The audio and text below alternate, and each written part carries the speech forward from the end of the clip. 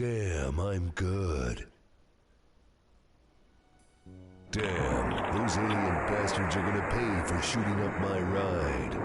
Alright, Duke Nukem first uttered those iconic words about 20 years ago in the original Duke Nukem 3D, and he is back for the umpteenth time here on the PlayStation 4, Xbox One, and PC. Looking good. Different build. A little bit has been changed, and currently I am playing on the Damn I'm Good difficulty level. Damn I'm Good, as the name might imply,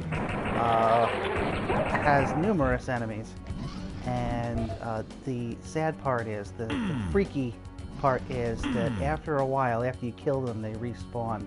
So in a way, you can never truly be rid of them. However, that's a giant lie, because you can. If you blow up the dead bodies after they fall with a rocket or any other explosive device, it removes them from the map. In the coding of Duke Nukem 3D, there are these files called the con files, and they're basically the script for the entire game. So, within the script, within the con files, enemies are referred to as actors. If you shoot an enemy, it says that the actor is killed but not removed. But if you blow up an enemy, it removes them from the game entirely. So, in other words, it makes sense. You can't come back from the dead. Body can't rise if there's no body to rise with. So, throughout this gameplay, you will see me doing two things. You will see me running away when I can, or in a situation like this, you're going to see me standing and fighting. So, what does that mean? That means Damn, I'm good. you're going to see a whole lot of that. So, let's make this happen, shall we? Gotta be real creative in Jam on Good mode, because essentially your bullet weapons are useless. So if you do things like squishing enemies, they also can't come back. It removes the actor. Alright, hang on. Indeed, let's rock. Alright.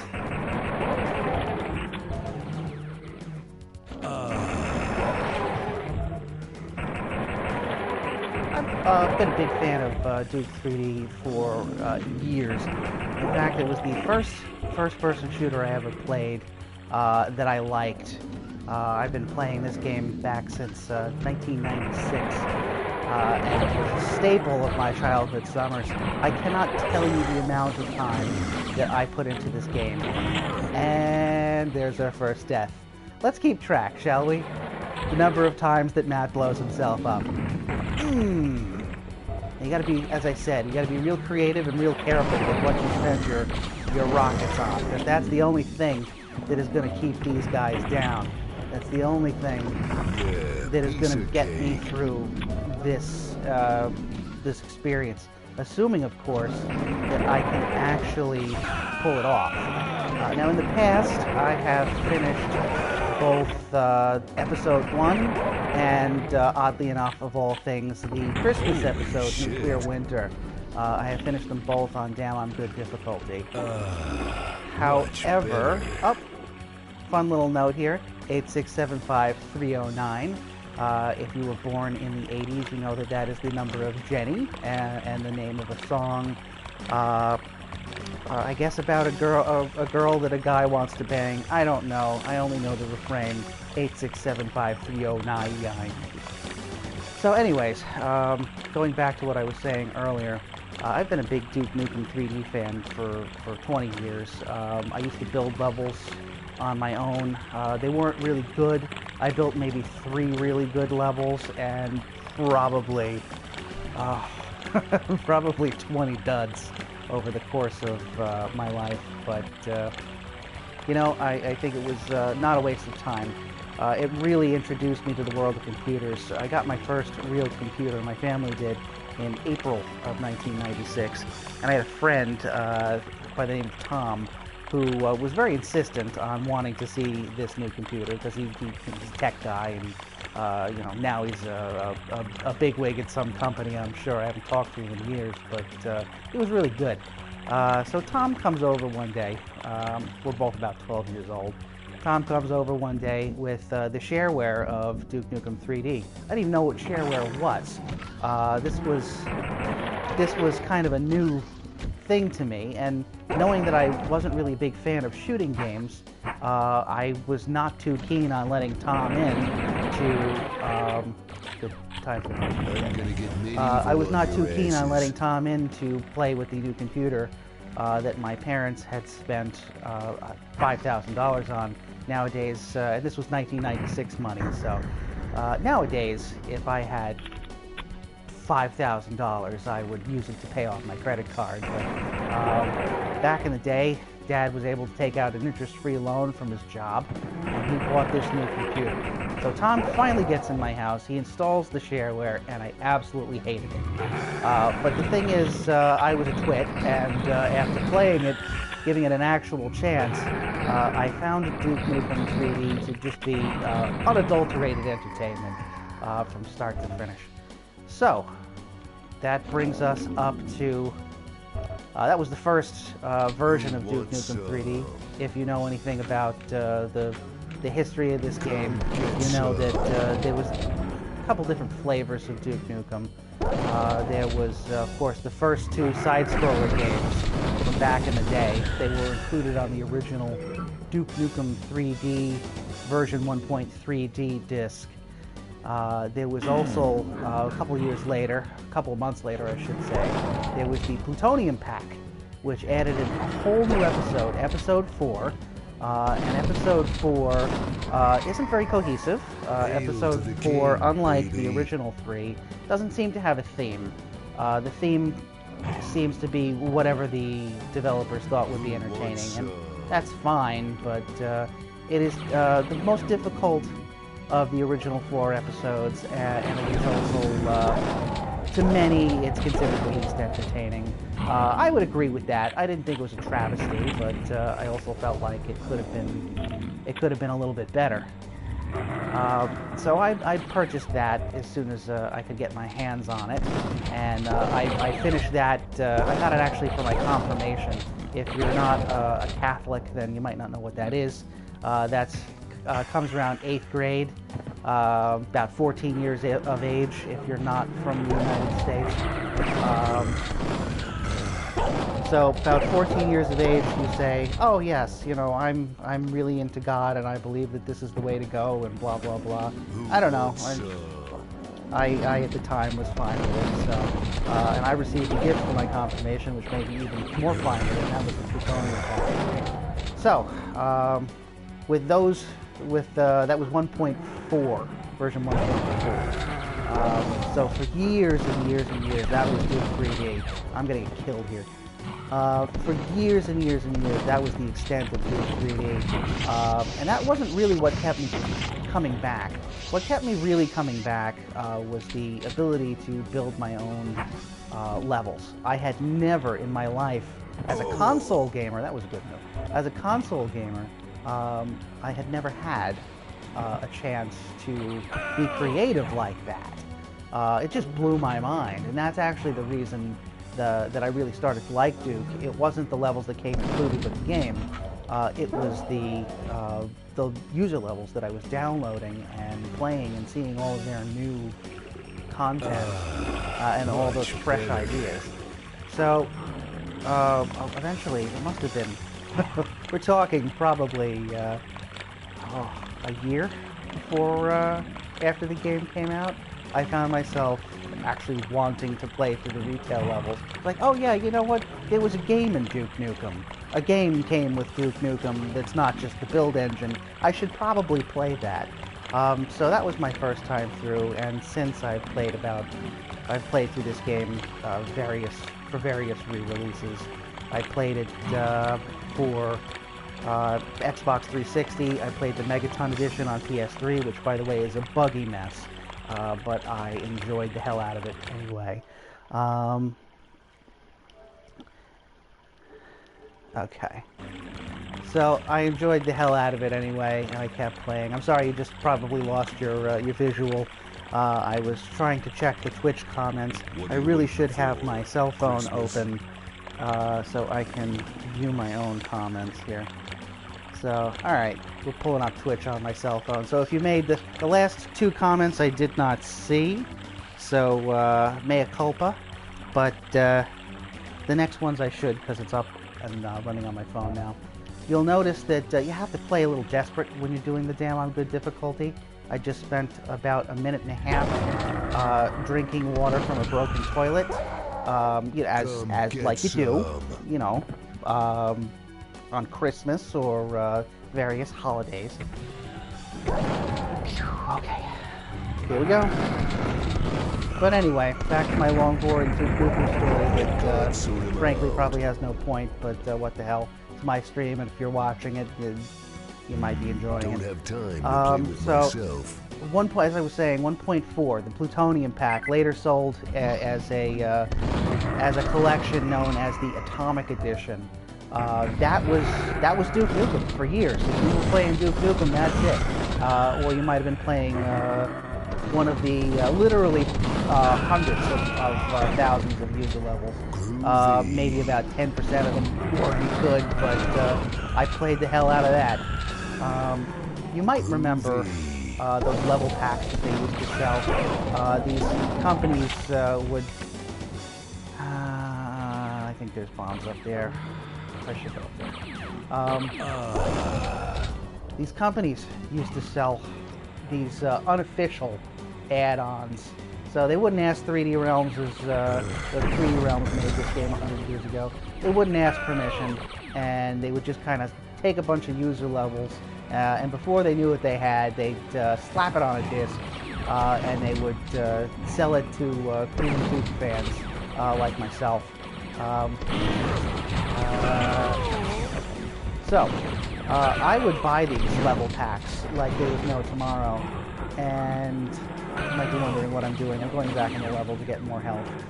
You really can't be too careful on this damn on good difficulty.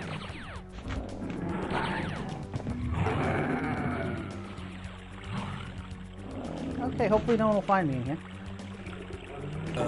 So, Much better. I once purchased, I think I really knew I had a problem with Duke Nukem 3D when I purchased a 1,000 level add-on of these user levels that they would just go online and download and sell on a disc. Nowadays, you could probably find that in one zip file, 1,000 levels. And in fact, you know, back in the day, I was able to download that, and it took me about 25 minutes. But, you know, we're talking maybe 10 years ago. But, you know, in 1996, 97, 98, you were on dial-up. This stuff was tough to, you know, you had to pay the dial-up charges. For me, I was on AOL at that time, and, you know, they charged you for using the service. They, you know, your phone bill, the closest dial-in line was, you know, 10 cents a minute, which doesn't sound like a lot, but, you know, you hang out on the internet for 3 hours, and you kind of built up a good chunk of good bill. So these level packs, they served that purpose. It meant you didn't have to find these levels. You didn't have to spend your own time and money downloading them. And in many ways, it was cheaper to just buy them. So frankly, I had no problem with it. It is a little skeevy of a business practice, but when it comes right down to it, I wanted it. There was a demand. And if there's a demand, there's a product to fill that void. Well, that's capitalism, folks. So I bought one of these 1,000 level packs, and it took me 2 summers, but I legit played through every level on the disc. So it was more than 1,000 levels. A lot of them were just do-fetch levels, which, okay, fine, you don't have to fight any enemies. But even then, I would play through and I would look at the architecture. You know, I really started to appreciate what went into making one of these levels. And I think that was the turning point in going from graduating from a player to a creator. And I don't make any video game levels now, but at the time, it's really what helped inspire my own levels. As we discussed, they weren't all that great, but they did have a certain charm. So I think I might cheat a little bit on this level. Well, actually, there's rockets to be had. Rockets are the driving force in this. Any explosive or rockets that you can come in contact with, you really have to ration it out. If you've ever played the remake of Resident Evil, the RE make as it's known, you've undoubtedly hit a wall with the Crimson Head zombies. If you kill a zombie, you gotta burn it to ensure that it doesn't come back to life and come to get you. That's a little bit like this. You've got a lot more leeway though, because there's a whole lot of rockets in comparison to the amount of burning rags that you had in Resident Evil. But same concept. Remember that time that I got lost? That was right now. Here we go. Nope, right back to where I was. So anyway, think Crimson Head zombies. I seriously don't know where I am. There we go. Think Crimson Heads while I'm playing this. I have to choose wisely which enemies I don't want to shoot again. Like, I can handle one trooper over and over again. I can't really handle a bunch of pig cops. So I've actually been a little bit careless this run. I've been distracted by my own nostalgic stories of purchasing every Duke3D add-on to ever exist. I should have been rationing them a little bit better. So you're going to see me in this level start making a few concessions.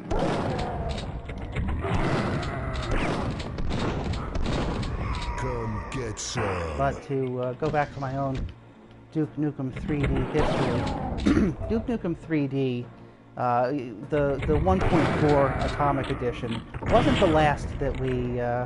That was the last thing my just saw, but it wasn't the last thing that we would see from Duke. A company called Sunstorm Interactive would start building their own episodes.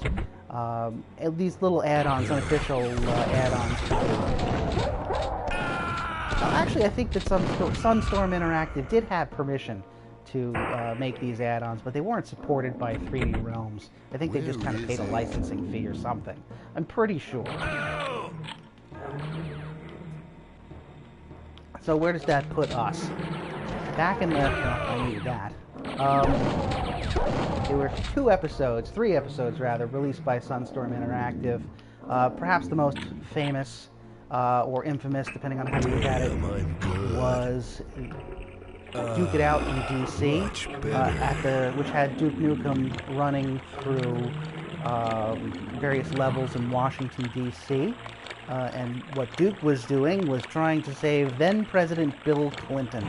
I kind of find it ironic that 20 years after Duke Nukem saved President Bill Clinton, we may have another President Clinton in the White House, within a few months. I'm not going to get into politics. I'm not going to say whether I like or dislike either candidate or any of the other guys and gals running. But anyways, yeah, we're here for fun. We're not here to get each other angry. The only person who's going to be angry is when I get killed by 300 more of these undead bad guys.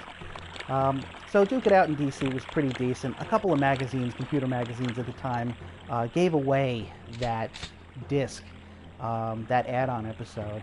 I don't know how that worked, but my friend Jason, back in the day, he had a copy of it from a gaming magazine, and you know, he enjoyed that, and it was overall it was a good add-on. I had a fun time.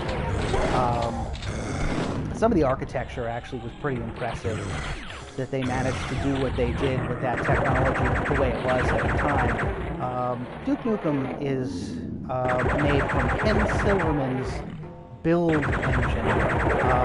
Ken Silverman was a young guy at the time that he had licensed this technology to 3D Realms. Basically this engine, it's what's running the game, and that's what a game engine does. It runs what a game is built on, in case you didn't know. Ken Silverman, as a teenager, licenses this technology to... Damn, I'm good. He licenses this technology to... Yes, this is all the guy does. I do babble on and blow things up. So that is what you're in for. You're going to see a lot of that. Frankly, this is the first time I've had a microphone connected. I've been told that I need a microphone because people are bored of just seeing gameplay.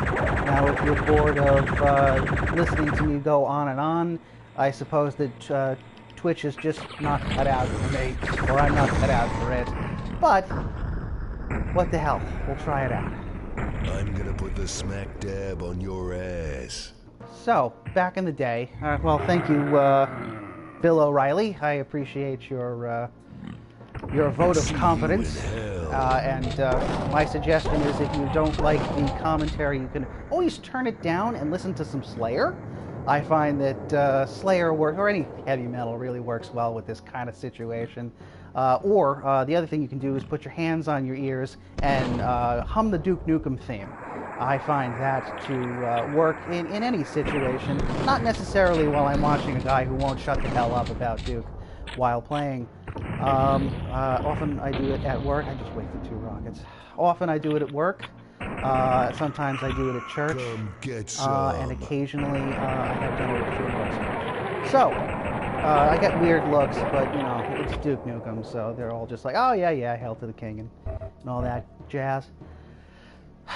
So, Ken Silverman licenses his build engine to 3D Realms to make Duke Nukem 3D. Now, this was a sequel to Duke 1 and 2, which were side-scrollers. Oh, hi. Awesome sauce. Hang on. All right, there we go. I probably should have done that from the beginning.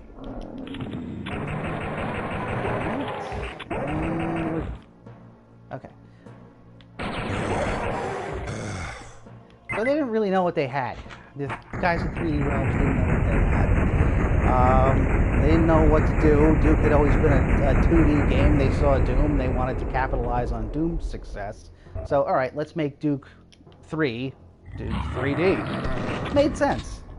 So, their first attempt at this was a pretty poor, I mean, it was only like 30% done, the build that we know as Lame Duke. But it was a pretty poor substitute in comparison to this game. A lot of things were different. The only thing that they really salvaged from that was you had a couple of textures, and you had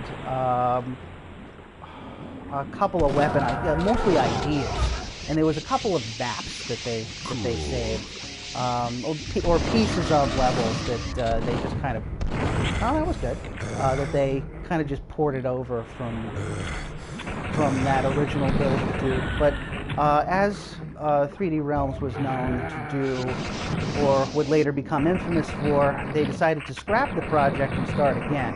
And the result of that was Duke Nukem 3D as we know today. However, a lot of what we... However, when I say infamous, I think we all are thinking Duke Nukem Forever. Their idea there was they wanted to make a great game, which is nice on the surface, but when it comes down to it, eventually you have to deliver something. And the problem was they never did. So George Broussard, he was one of the guys that ran 3D Realms. I just have visions of him just pumping thousands and thousands of dollars into this thing, and just personally deleting various editions of this game on Christmas, for holiday parties. Holiday 2001, everyone gather around, let's delete the source files that we have for the current build of Duke Nukem Forever, because when you guys come back from break, we are all starting this again. Okay.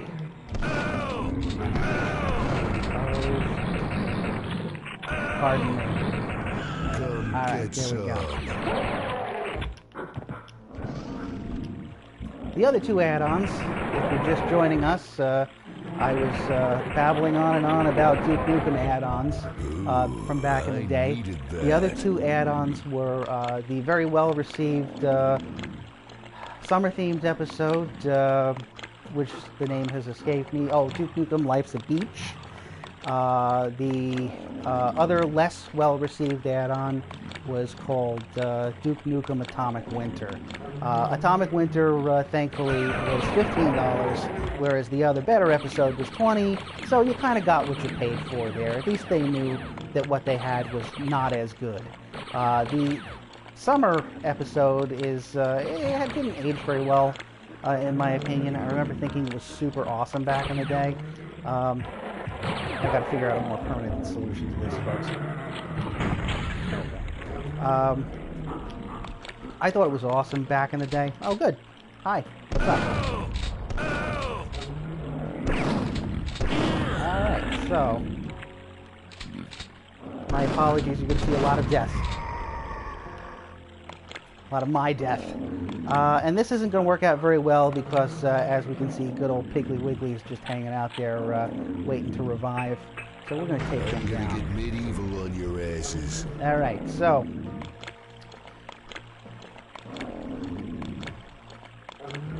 yes, okay. Mr. O'Reilly wants me to show what 3D mode looks like when I turn it on and off. Let's find a good spot to do that. We can rewind. I'll stop drinking gallons and gallons and gallons of water here. And we can rewind to a spot where that would be feasible, so you can get the full effect. Alright, let's take a look out there. You see that we have kind of a nice lighting effect going on there. When I turn it off, that's the map, sorry. When I turn it off, all that nice lighting goes away. This is what Duke Nukem 3D used to look like back in the day. See, there's a very slight difference in terms of true 3D. It's kind of a misnomer. What they really should be calling this is superior lighting mode. I'm okay with this. I think it looks better in the new mode. I don't think it looks a whole hell of a lot better. I don't think it's going to win any awards. But as a longtime Duke player, I do appreciate the I do appreciate the minor upgrade this affords me.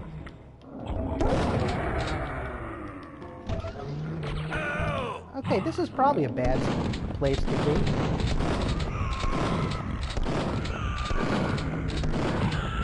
Let's... Groovy. Don't know how the hell we did that, but made it out.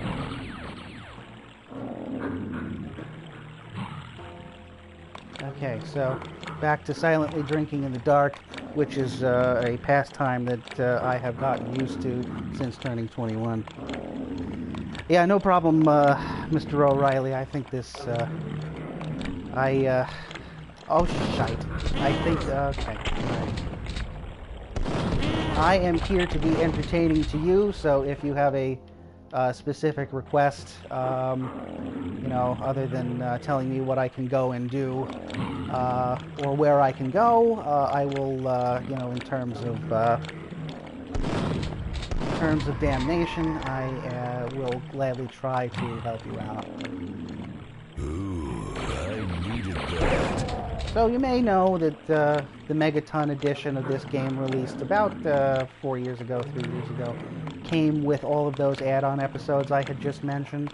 The controversy comes in the fact that this new version of Duke Nukem, when it appeared, the other versions disappeared from Steam and the like, so one can no longer purchase the Megaton Edition. I checked recently, you can't buy the Megaton Edition on PlayStation 3 as well. PlayStation 3, it's listed as a game on the PlayStation Store, but it's unavailable for purchase, which for a lot of people just annoyed them, and fair enough. There is more content to the... There is more content in the Megaton Edition, and if you're playing on PC, there's not much of a reason for you to get this new edition, because it comes with World Tour 20th Edition, 20th Anniversary Edition comes with one new episode. Frankly, it's a good episode. It's better than episode 4. And you have that on the authority of not one but 2 Duke players, both me and my cousin. And if you can't trust 2 guys you've never met, who the hell can you trust? But good episode, better than episode 4. Worth it for the console gamer. If you're a console gamer, you know, and you like Duke, you know that the Megaton Edition was... Oh, you guys again. Great. You know that the Megaton Edition was...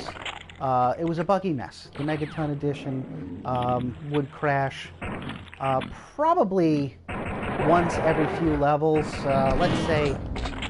Nice. Let's say... maybe... Yeah, maybe once every 3 levels for me.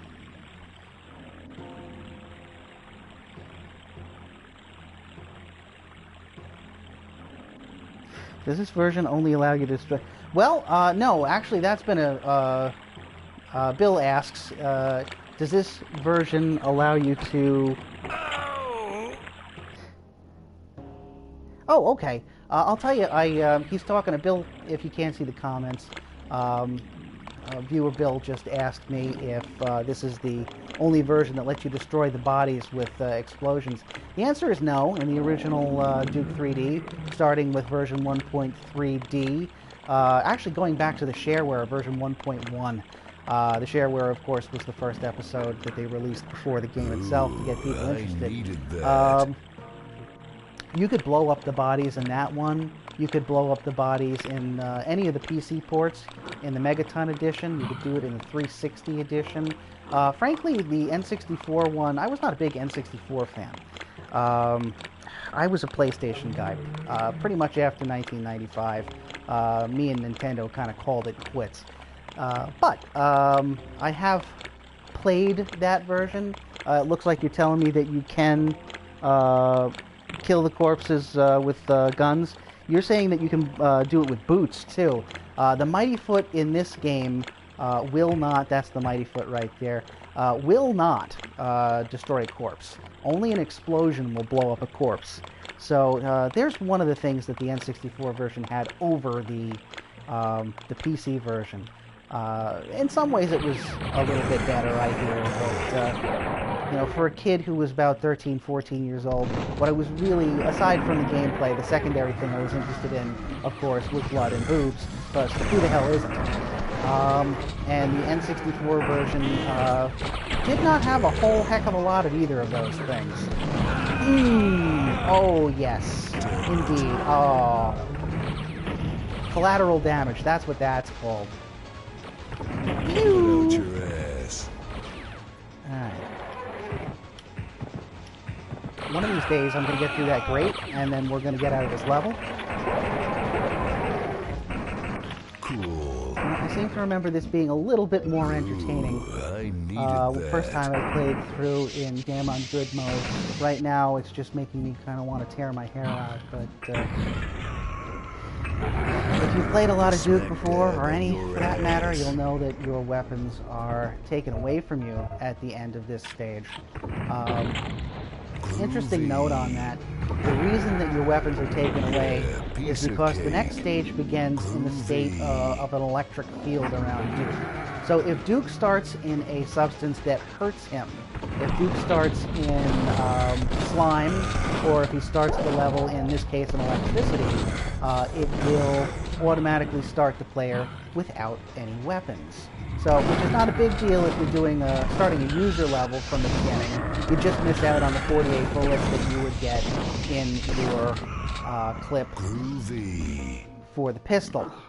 But for this mode, this level you're about to see, we've already built up some weapons here. We've built up, I got a rocket launcher, I got a shotgun, I got a couple of explosives. And they're all going to be gone for this next level. The hardest part about Damn I'm Good difficulty is trying to find, there's your boots, is trying to find explosives. That is, because now I got to kick this guy to death, and he's not going to stay dead. So you kind of got to build yourself back up. I suppose that was an interesting feature back in the day.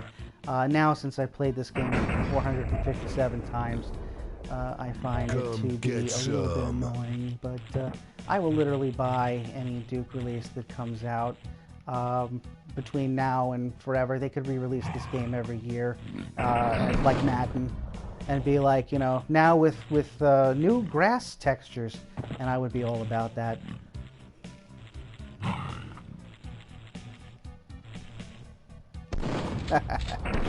Bill just says in the comments that it was fun to clear the whole level of corpses. Yes, I suppose back in the day I used to do that on the lower difficulties. When I said that I played through those, I played through that 1,000 level disc, and I did so legit. I didn't cheat. When I did that, I was doing it on normal difficulty, so that would have been fun. But in a difficulty like this, you can't waste your rockets, or you're going to be feeling it later.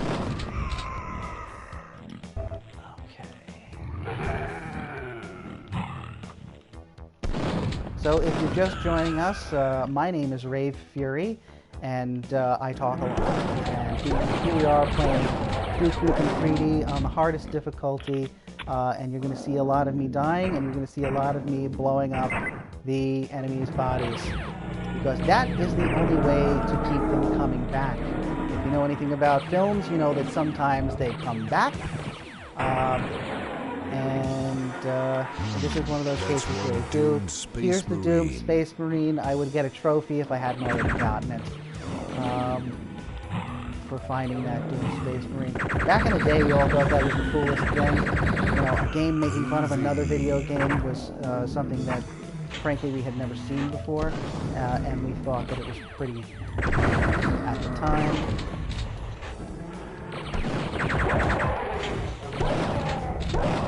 Now I'm going to take a leak. Much better.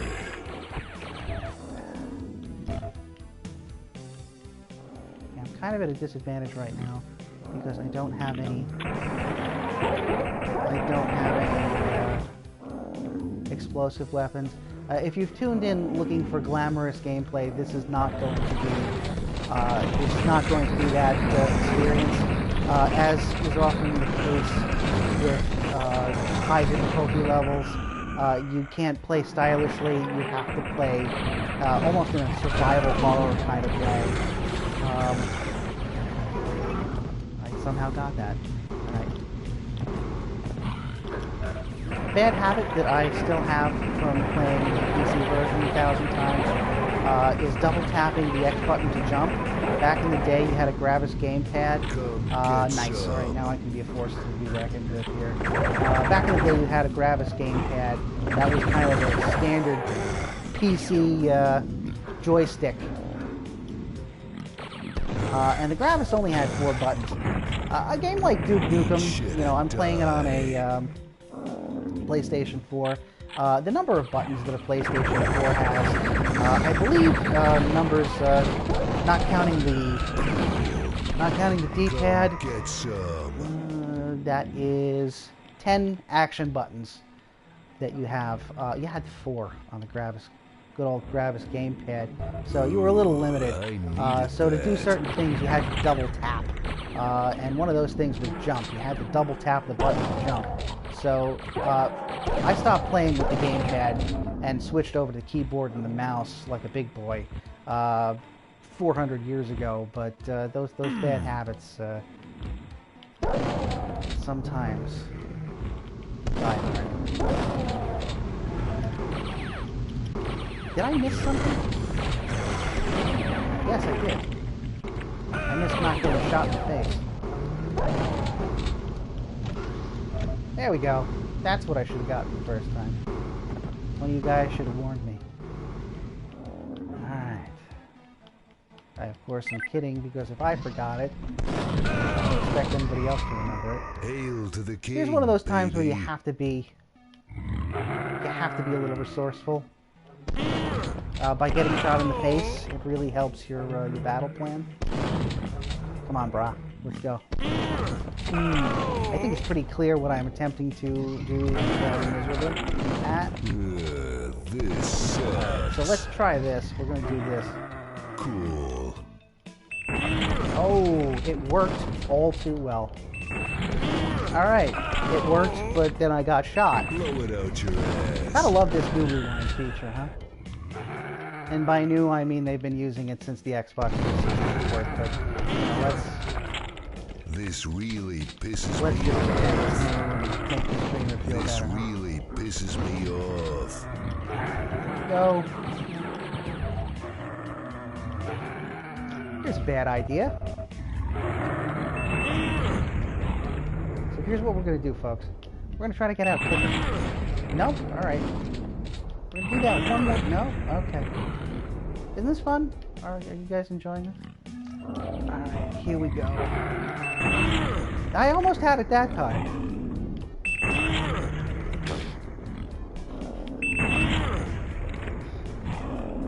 So what did you do with your Saturday night? I watched this guy jump into the same explosion 15 times.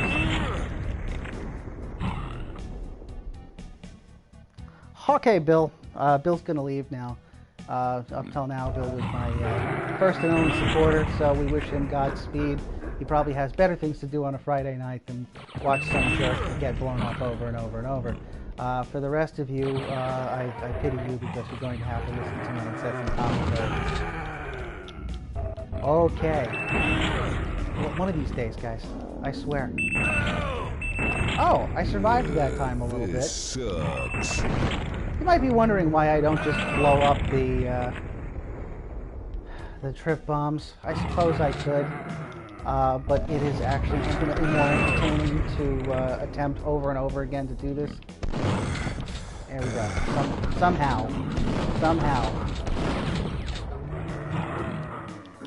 Alright, see you later, brosif. Alright. Armor, that's good.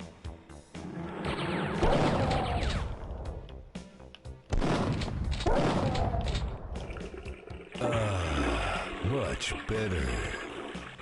There's nothing quite as gratifying as urinating in a toilet Your face, and your ass, then what's the drinking difference? directly out of it. I don't know if any of you have ever done something like that, perhaps on a holiday. Perhaps just because you were bored. But you know, it's just one of those things you do.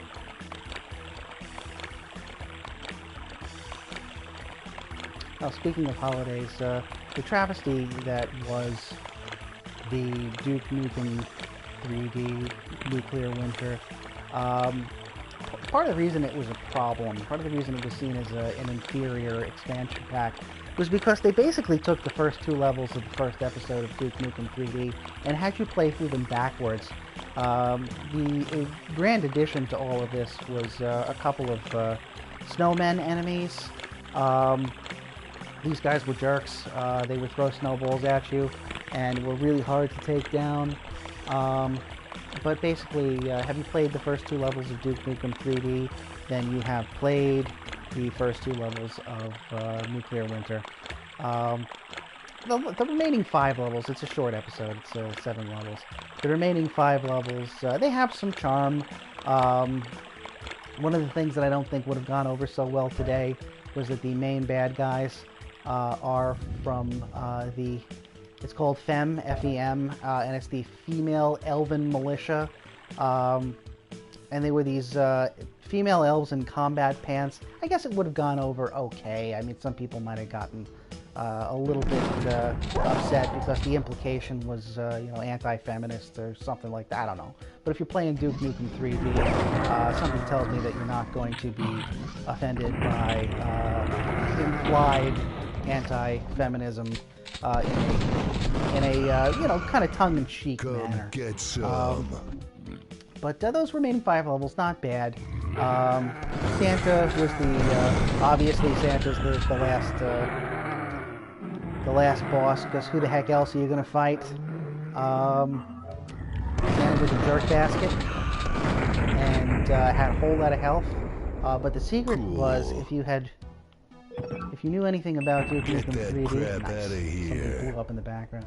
If you know anything about Duke Nukem 3D, you know what the Duke Nukem sprite looks like. And Santa was just a recolor of Duke Nukem, a reskin of Duke Nukem. In fact, the boss acted entirely... Now, this is a sad situation. We've run out of bullets. In the shotgun, at least. Oh, there we go. God answered my prayers. Probably a good thing I got confirmed all those years ago and got that expansion pack out of it. Yeah, so it was disappointing. It was a disappointing add-on, but thankfully it came out at the same time as good old, whatever the summer one was called. I've forgotten at this point. So I bought them both at the same time. Was pleased with the summer add-on. Didn't quite like the winter one, but hell, it was more Duke Nukem. And at that point, that's all I ever wanted. So I estimate that user levels and expansion packs, I estimate that I have played through approximately 2,000 Duke Nukem levels in my life.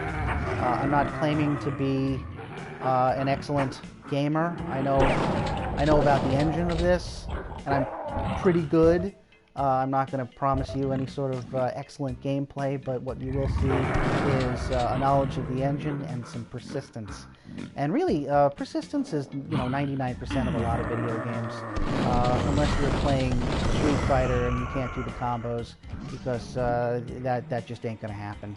I find Street Fighter to be one of the most entertaining yet frustrating aspects of gaming, because I've never wanted to be so good at something and wound up so mediocre. Come get some.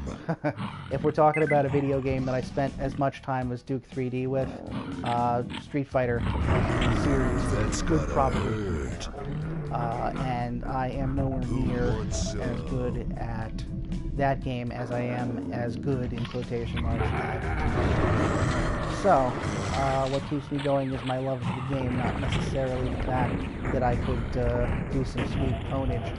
I don't know if you consider repeatedly jumping into the same explosion to be ponage. I suppose on my end it was. Alright, guys. Around that time, where I think I will be cutting some corners.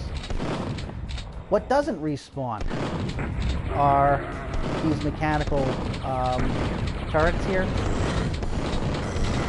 and the pig cops. Their vehicle does not respawn. So if I take him down, he will only respawn as an organic being and not in his sweet flying whatever the hell that thing is. See that, folks? Tune in, hang out with me, and you'll get all the technical terms like sweet flying whatever that was. Oh boy. I don't think it's worth it for me to clear out that other side.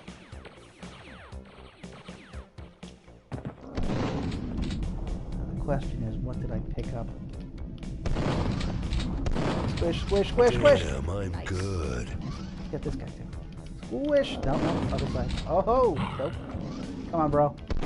You know you want a piece of me. Holy shit. Indeed, Duke. Indeed. Okay. This is what I meant about getting creative. Where is it? If playing Duke Nukem is like living your normal life, playing Duke Nukem on the hardest difficulty setting is like living out in the woods with nothing but a stick to defend yourself against a bear and potentially various hobos that come your way. I don't really know what I'm saying anymore. It's pretty late. I'm tired. And I wish I was drunk right now, but fortunately I am sober. Fortunately, unfortunately, I am sober. Now this is cute. I don't really enjoy this, but we'll do what we have to do, folks, and we'll do it slowly. That's gotta hurt.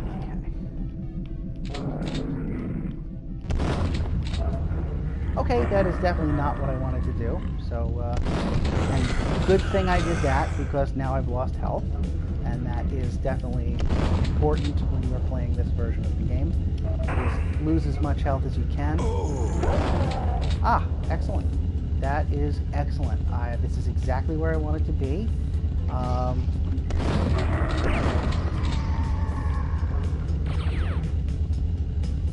And if you don't speak sarcasm, that was not where I wanted to be.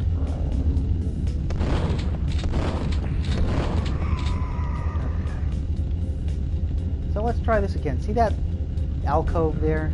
That is what we want to get to. And we want to do it quick. Hi, buddy. I'm glad that you were there. Alright, here we are. This is the place that I wanted to be. You might ask why, because it's awful. Alright, got a bomb, that's nice. It's too far out to be affected. But we'll turn that on. Alright. Who wants some? I guess that's... Nope, that's still on. Okay, folks. Now we are getting to the nitty-gritty of this level. That is... Who wants some?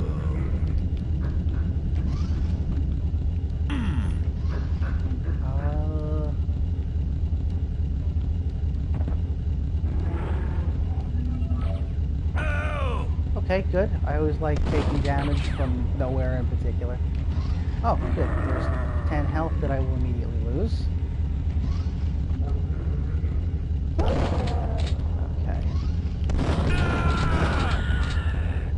Thing to remember about this game is that when they give you rockets, they are assuming that you will use them for the boss characters. I, however, will not have enough rockets by the time I make it there. Why, God, did I do that? So, what you'll be seeing a lot of is me taking on the big bads with nothing but pistols and chain guns, which honestly I do find entertaining to some extent.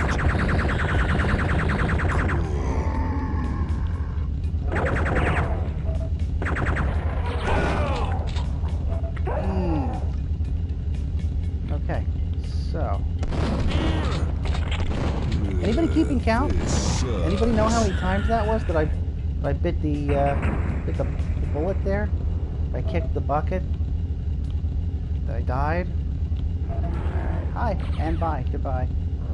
Ooh, we don't want that.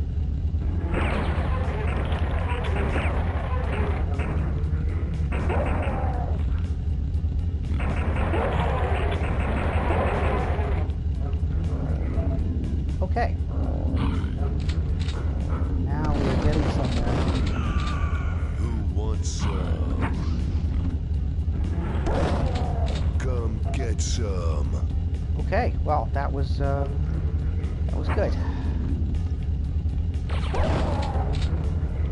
Let's see what the other side has for us.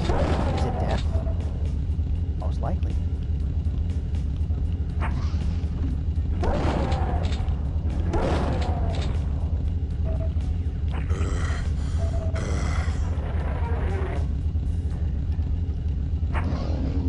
So this is the first time I've played with a microphone.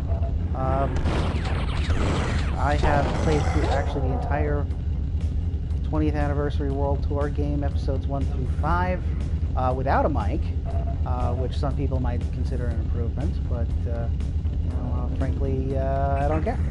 So that's up on YouTube if you want to find that. My handle is WordsmithVG, WRDSMITHVG, as in video game or something else that's VG.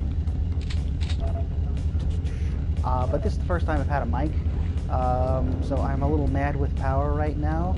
I don't really know how to do commentary, aside from talking about the... I think I'll climb aboard.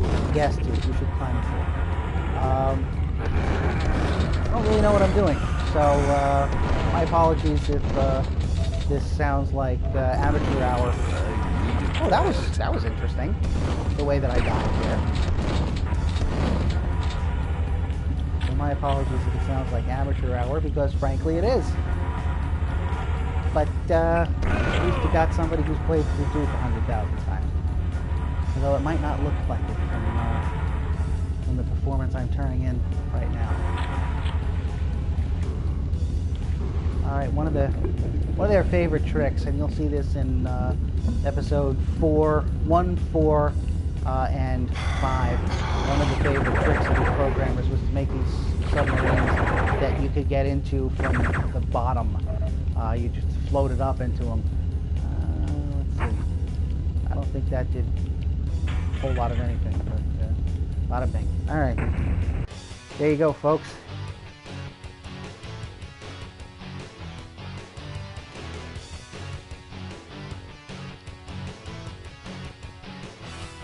Okay. Rockin'. This is actually kind of nerve-wracking. I should have known those alien Yes, you should have known. Let me. The line is, I should have known those alien bastards booby-trapped the sub.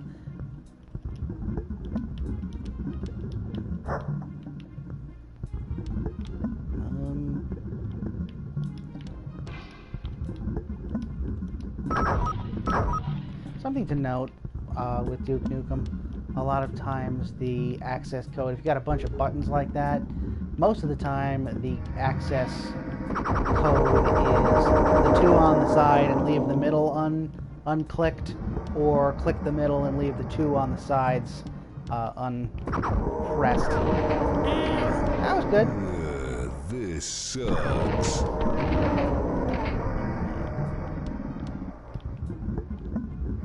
So with Halloween coming up, I've been thinking a lot about Christmas. You know, Christmas, of course, is Holy cow. Everyone's favorite holiday. I don't know about you, but I do enjoy the giving and receiving of presents. Why am I telling this? I don't know. Frankly, I don't know. It's late. I have a 6-month-old child who takes away all of my ability to think, and so what you're getting here is much break. But I do like Duke, and you have to blow shit up. So there you go. Come That get is some. this stream in a nutshell. If you watch that, all this work for a secret place. If you watch those videos, I was playing on where I played through the game previously. I was playing on normal difficulty, so I appear to be at least competent in Duke3D. These new this difficulty level, just everything goes out the window. Frankly, oh, okay, hang on. I forgot we have to go over there.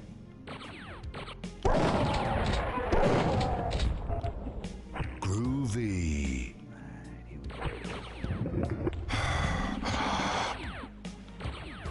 Alright, folks.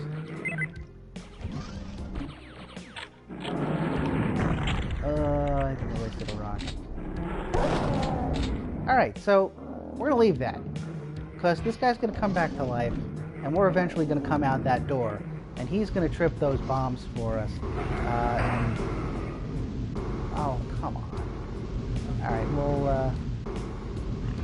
we'll wait.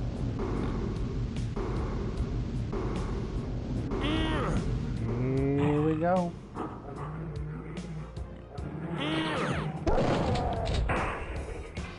Alright, that was great. That was very important that I get put in that one little section. Oh, no, I don't think so. I don't think so. Well, I just wasted a rocket. But it was necessary because I was going to get blown up otherwise.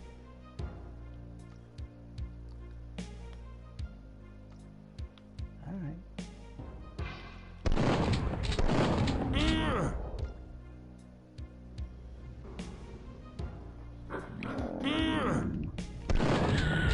Groovy. Alright.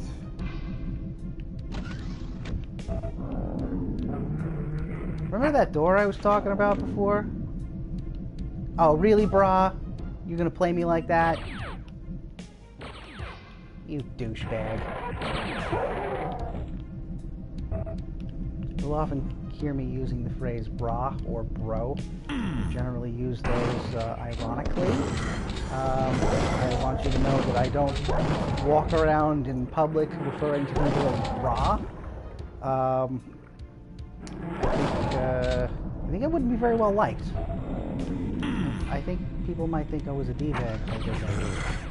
Have you ever met someone who unironically refers to people as brah or bro? These are the deep thoughts that you're gonna have if you stick around and watch this playthrough. Alright, speaking of... Oh, yes! Oh, it all works out in the end. So, where should we, what should we do with this red key card, huh? Alright, that's fair enough. Bada bing. Alright, Shrink Ray. This is the one and only time, actually no, there's another time, but one of the few times you will see this Shrink Ray in episode 1. Ah, that's excellent. I got stomped. Another good way to get rid of these alien so-and-sos is to let them get hit with the Shrink Ray and stomp them. In later episodes, you will be given a Shrink Ray that you can actually use to, you know, more accurately or at least more consistently kill these guys. But it's another one of those things that will remove the... oh, okay, good. It'll remove the actor, so to speak, from the situation.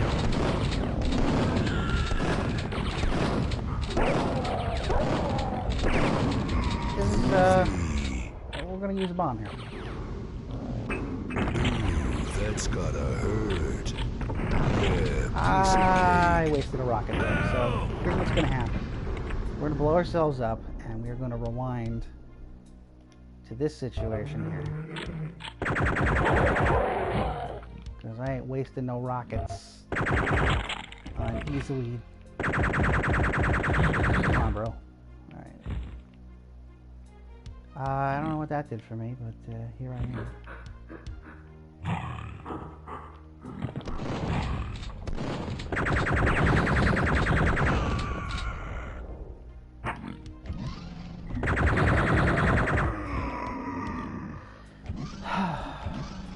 Deja vu, folks. I've done it. I have managed to find my way all around back to the beginning. It was a completely pointless process. Thank you for joining me on this day. I think I've completed Damn I'm Good difficulty. Yeah, like what the hell is the point of that? Bear with me, folks.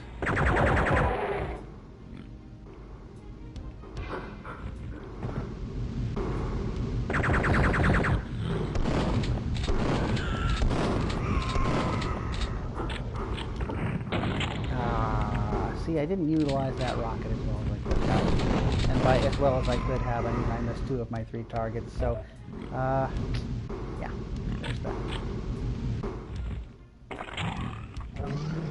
Oh, good. Hey, what's up? suck it down. Suck it down indeed, sir.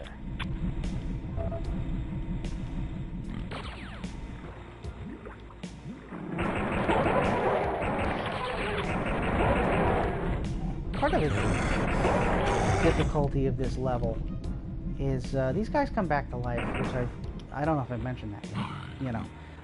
But a lot of times in Duke games, you use the dead body as kind of a marker of where you're and the fact that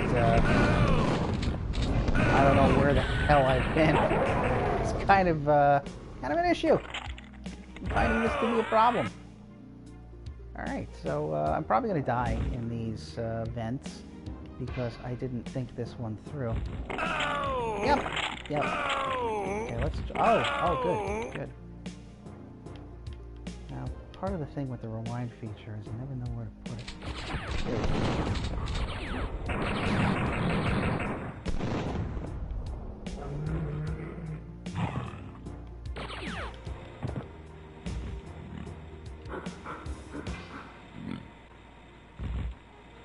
Here, little piggy.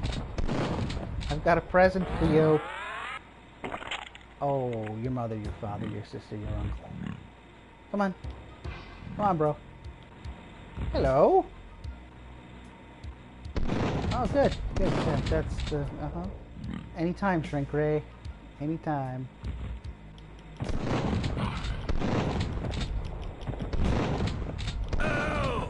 Ah, that didn't work out quite the way I wanted it. There we go. Boom. That is definitely worth the loss of the majority of my health right there to get rid of one pig now.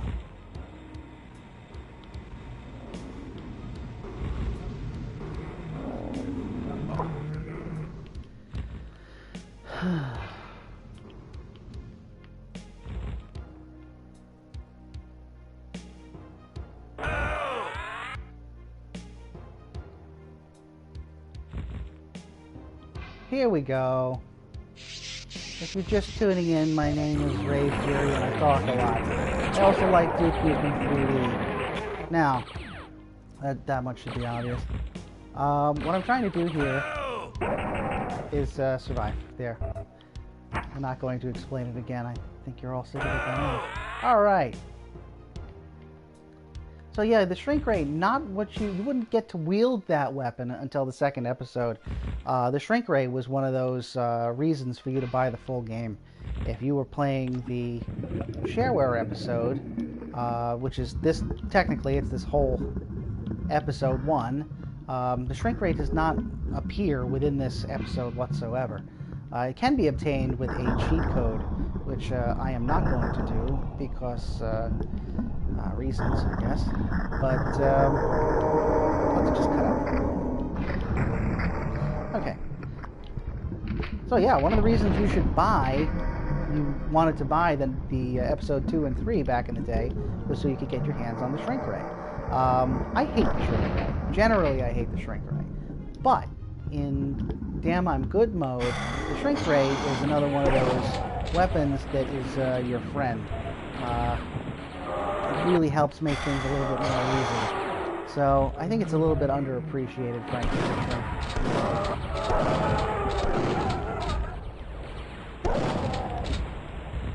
Alley-oop.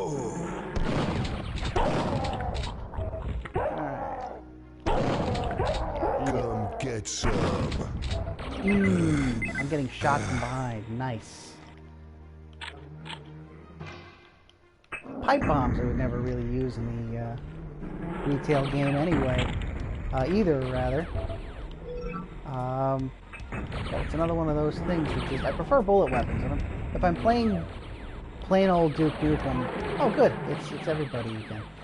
If I'm playing plain old Duke Nukem, I don't like really the explosive weapons. I like to stick to the pistol, the shotgun, and the chain gun. The reason being, chain gun bullets do not explode in your face if you were, say, this close to an enemy.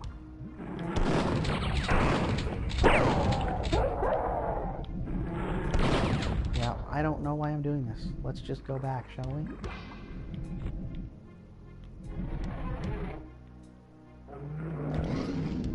Alright, let's find that hole in the wall and get going. Alright.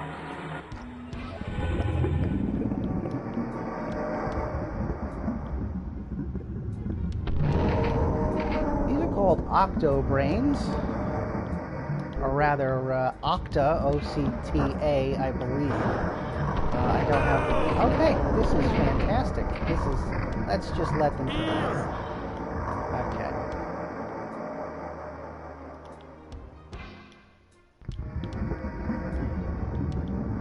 This is great. Let's open this. I'm glad there was a monster in there. I hadn't seen any monsters in this game yet. I was starting to get very disappointed. Yeah, there you go. You stay there. Meanwhile, back in the Octo Brain Hall of Doom, and all the while you're running out of... No, frankly, no. See you in hell. I did not utilize those bombs as well as I could have. It's good.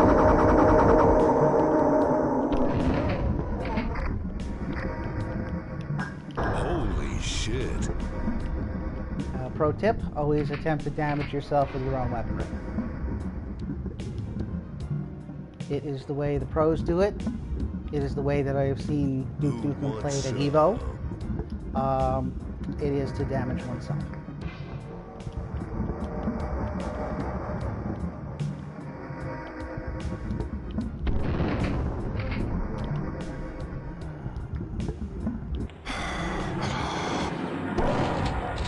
I think I would be a lot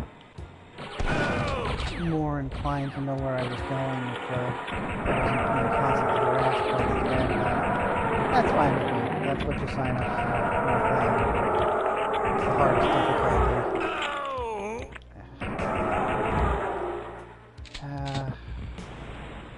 Let's not blow it.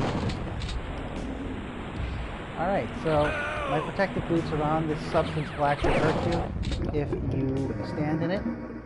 It is slime. It is the slime texture. And you'll be seeing that a heck of a lot more as time goes on. 32% of my... Oh, good! Okay. This'll... Let's try to get underwater while we're small, huh? Oh, there we go.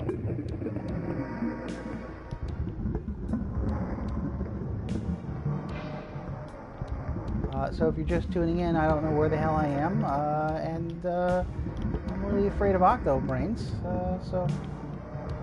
Oh, here we go. Bada bing.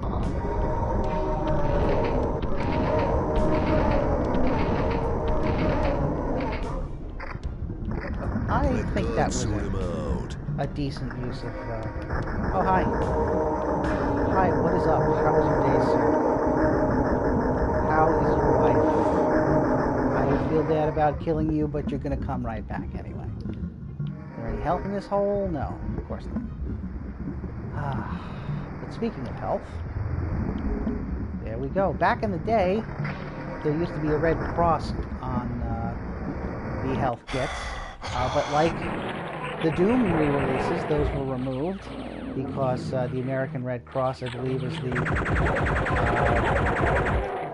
is the organization. They were a little PO'd that their symbol was being used without permission, so they made us think about it one day, and ever since, everyone has been avoiding using that trademark symbol to mean health. You even see that in Earthbound.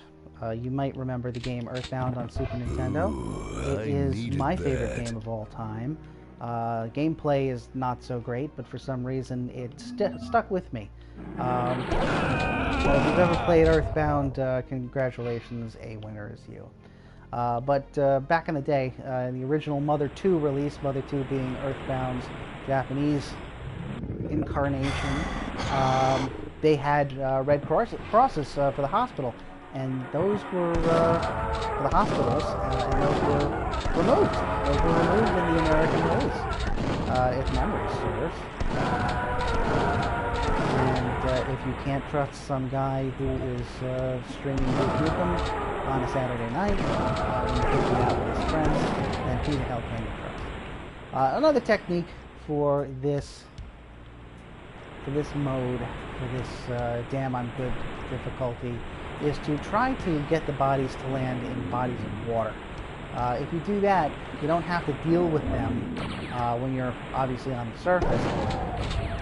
Things become a mite bit more complicated if you find yourself having to go underwater again. But in this stage, I don't believe that's going to be a problem.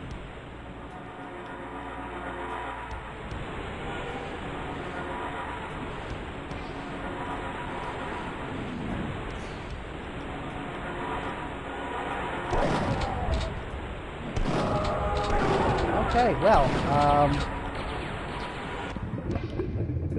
yep, here they all are. Sup, buddies?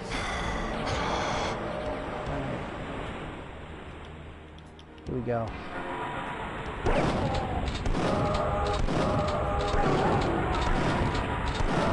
Whenever my neighbors return home, their door is in very close proximity to mine. I did that wonderfully. That was expert.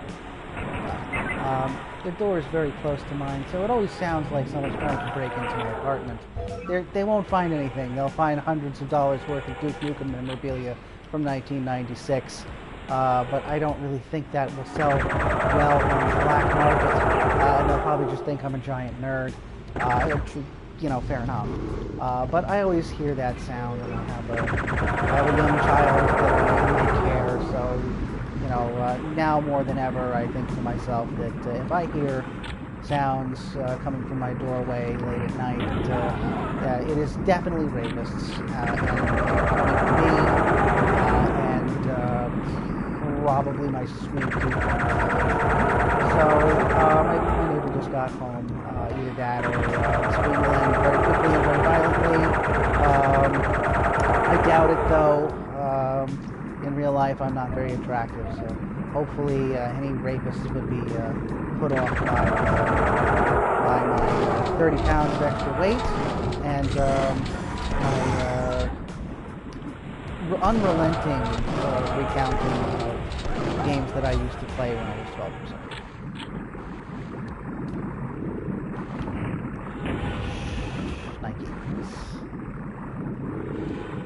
I try to be more family friendly in my language choices when I stream.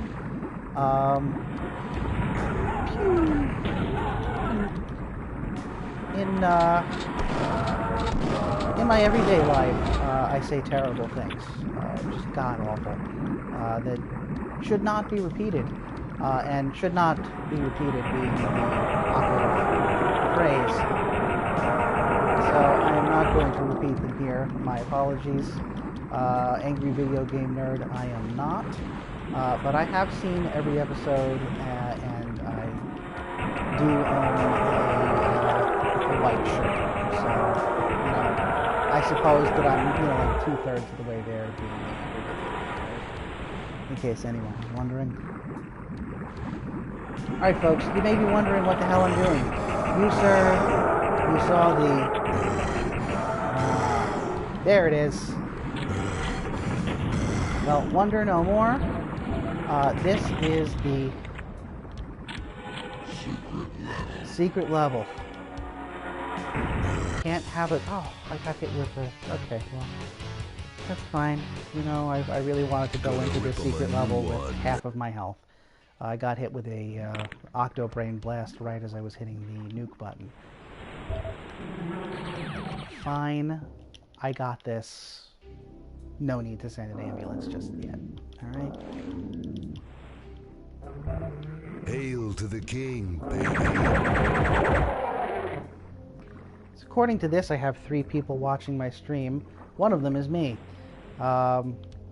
So for the 2 of you that inexplicably are still watching me flail about in this difficulty level, what are your experiences with Duke Nukem? Are you guys new to this? Or are you old school players? Or are you just trying to kill a couple of hours on a Saturday night? What do you think? Yeah. In the meantime, I will try to remember how to do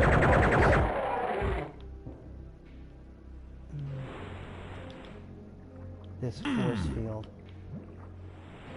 I think it has something to do with over here. I can't remember. Might be a red herring.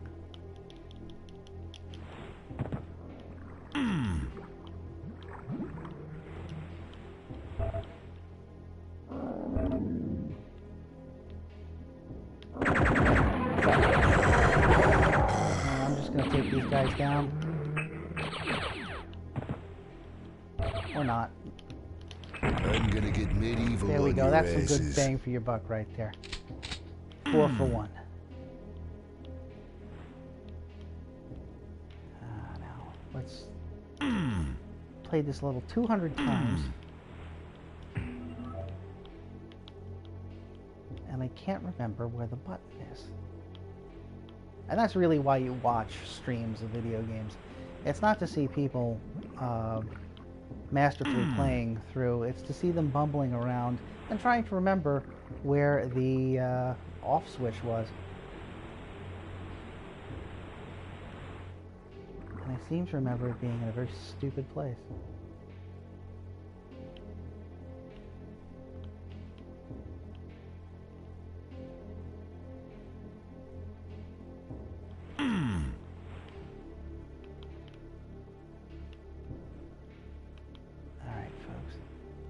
Where is it? Where is it indeed, Mr. Newcomb? Where the hell is it?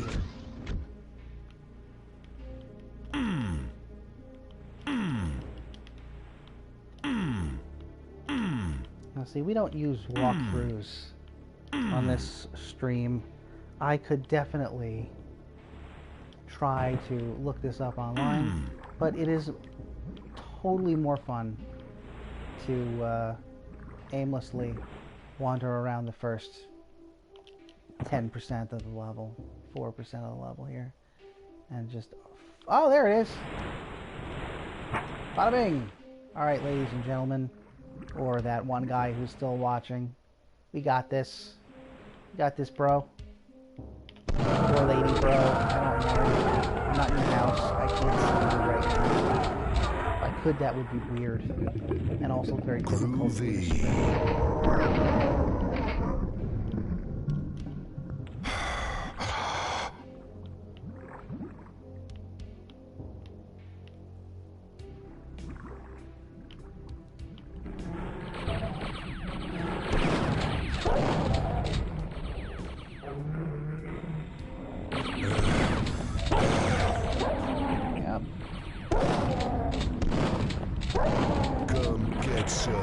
Not the easiest thing to do in the world is to, there we go.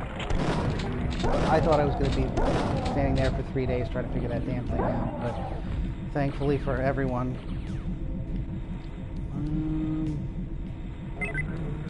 Oh hey, that was cool. Alright. I think I hit that button. I'll find out real quick if I didn't. There's those 2. This 2, this says 01.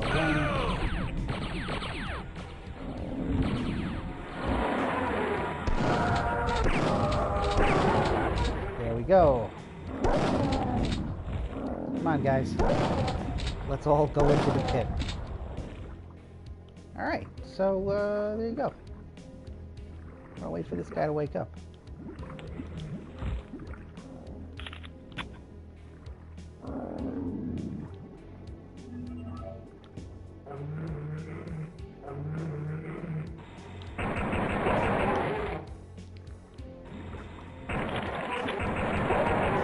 If you're just tuning in, you're currently watching man attempts to send monsters into a pit. It is just what it sounds like. I am trying to kill monsters and get them to fall into this pit. Why? Because I have a mental issue.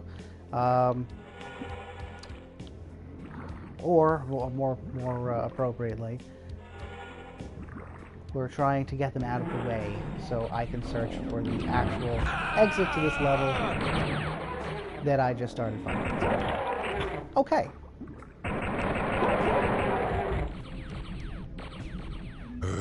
That's good. Walking into doors, let's get another pro tip. Walking into force fields generally increases your health. There we go. I don't know how that did.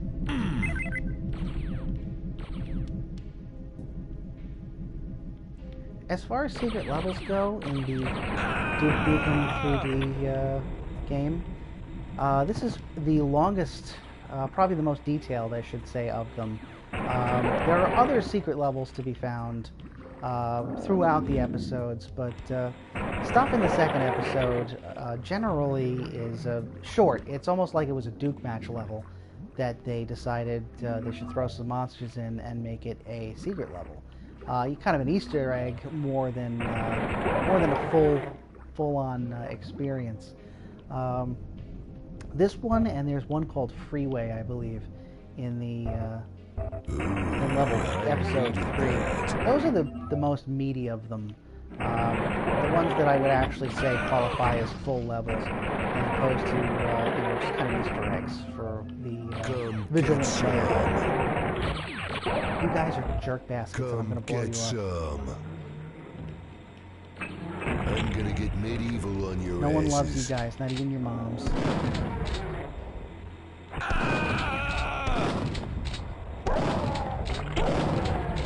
Okay, I'm going to make an exact decision here. We used our meta pack because I wanted to have full health. See, now that just makes me sad right there. Because there is 30 health on the floor waiting for me, taunting me, like the girl who won't go out with you because your teeth are too big or because you look like Dracula. You know, these are all things that my friends not me.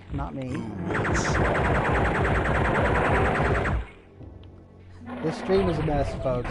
This stream is a mess. Total anarchy. Damn, I'm good. If you like bizarre commentary and a man blowing up enemies over and over again, you will love Ray Fury's stream. Alright, so I put it in there, it did nothing, and here we go. Excellent. The key card that never was.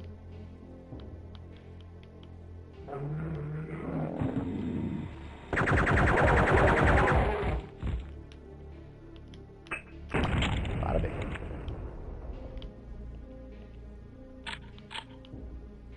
Alright, for those keeping score, I'm going to blow these SOBs up. Boom!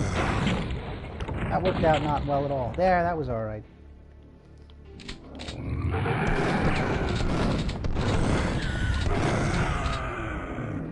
little tough. Eat shit and die. Hey-o! For those keeping score, this is the second to last level in this episode. I never skip the secret level, even when I'm playing on the harder difficulties. Because if you can play the game, play the game. And I know where it is. So I know how to find it, so there you go. But this level is actually, this episode is rather ridiculously short if you don't play the hidden level here. You've got, I think it's 6. Groovy. It's 6 levels, which is not bad. But when you consider that the other episodes in this game are somewhere along the lines, between 8 and 10 levels each, it really starts to. You guys suck. That was some good value for that. Anyways, it really starts to grate on or rather be short, I should say. You really feel the shortness. Get some. That's right, folks. When you tune into this channel, you hear gems like you really feel the shortness. Alright, that was good. I'll see you later. We were talking about that true 3D thing. I just switched the game into old school Duke mode. This is what Duke Nukem looked like back in the day on the computers. You do see a little bit of, it is a little bit more 3D, so to speak, where it really shines in the new lighting effects. There's none to be seen here, but, oh, there we go.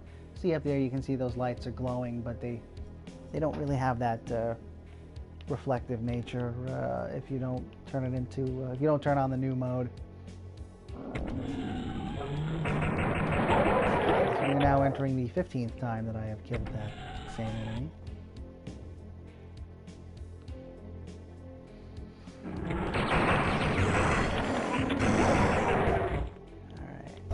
Ah, a jetpack, otherwise known as a way to cheat. Let's Bada bing. rock. Let's rock indeed, Mr. Gonna Newcomb. rip 'em a new one. Yes, let's rock, and then we will, in that order, we will rock, and then we will rip them a new one.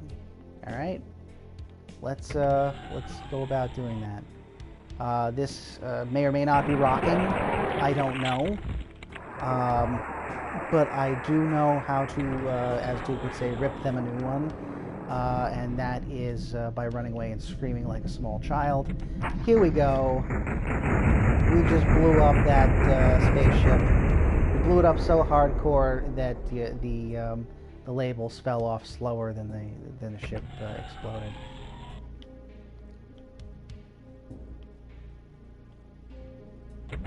And this, if there's not cake down here, I'm gonna be pissed.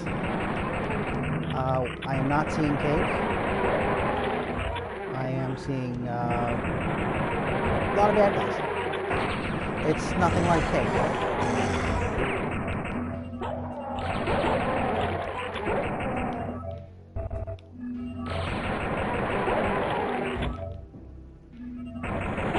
Now that we have a pile of the dead, 5 for 1. If this were ShopRite, if I was, that would be an extreme couponer right there. I just got 5 for 1. I fit all the categories. I got a good deal. I am a middle-aged white woman, approximately 5'3".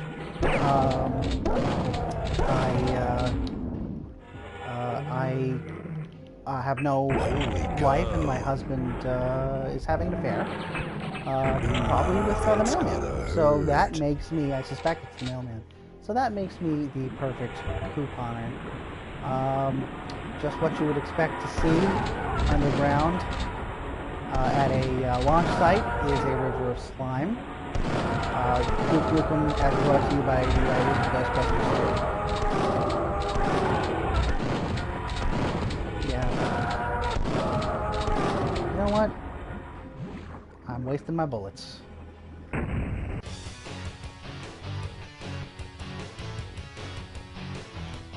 Rockin'. All right, ladies and gentlemen, more likely just gentlemen who are not listening to me right now, but instead engaging in other activities while Twitch plays in the background. This is the last level of the first episode of Duke Nukem 3D. This was a lot of people's grand finale to the Duke series, the people who downloaded the shareware back in 1996, early 96. This is the level that they stopped at before having to wait an excruciatingly long time. Oh, hi. How you doing, Jack? My name is Ray Fury, and I have nothing better to do with my time than this. Stress. What's the difference? Okay. Anyway, this was the last level of the shareware episode of Duke Nukem 3D version 1.1. Back in the day, this was the last thing that a lot of people saw of Duke Nukem for a long time. Before the retail version, the first retail version, was released to the public. I personally have a very fond place in my heart for this particular level. Not because it's any good, just because when I was a kid I thought it was pretty impressive.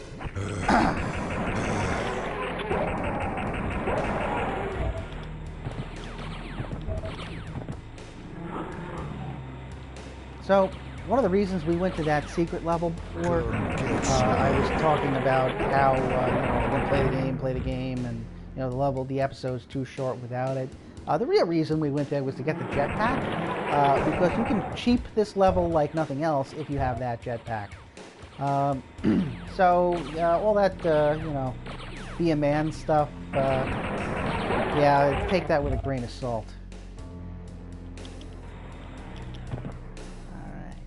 Holy shit.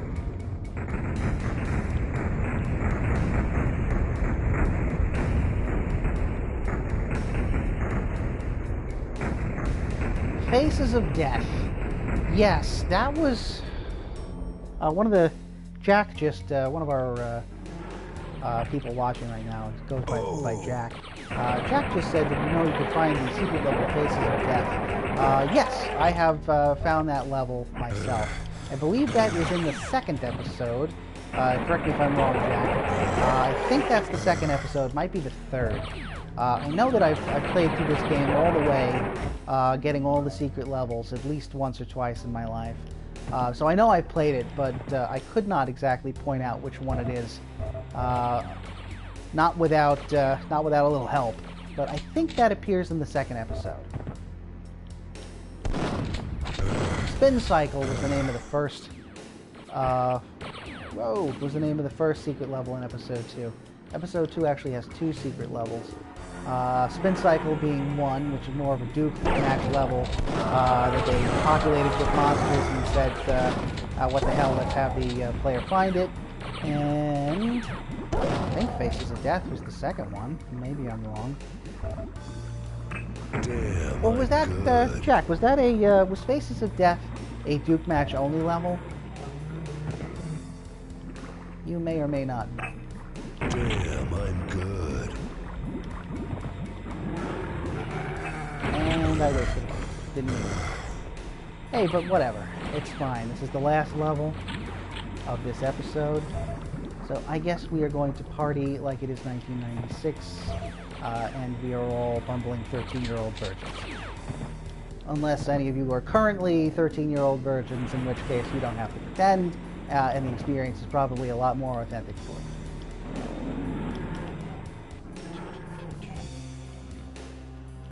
Fun fact, I myself did not lose my virginity until I was 86 years old. I waited for the right mail order to arrive. I'm just saying Russia's a hell of a place. Just, you know. Between you and me.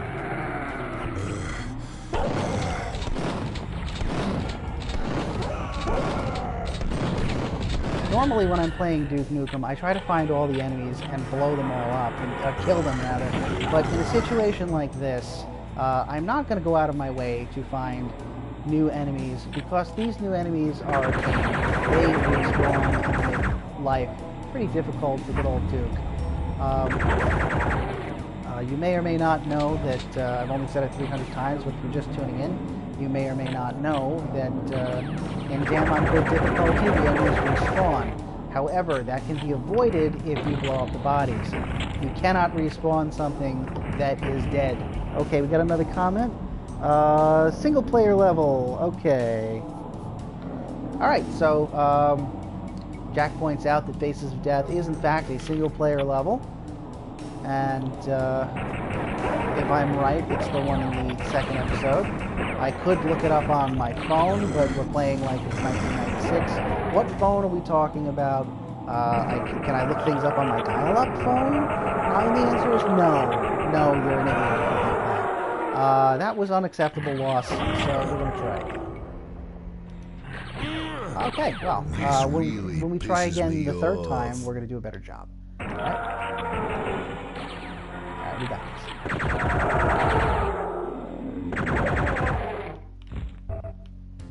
So my question to the audience, it's very important and Duke related.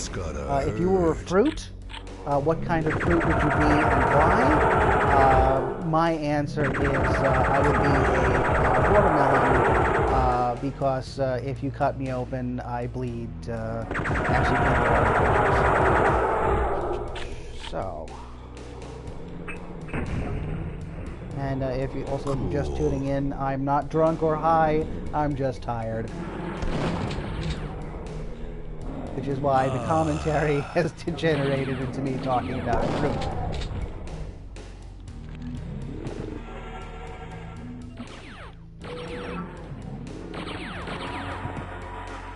Alright, update on Faces of Death. Jack says that you can also play Faces of Death co-op or Duke match. It was standard back in the original release of Duke that each level be playable as a Duke match level. I can't remember if the original, I don't think the original release had any Duke match only levels. but those became popular by people who made levels. For some reason, everybody wanted to make the next great Duke match level. At the time, I played some Duke matches here and there, but at the time, I was more of a single-player kind of guy, and that has remained true for years.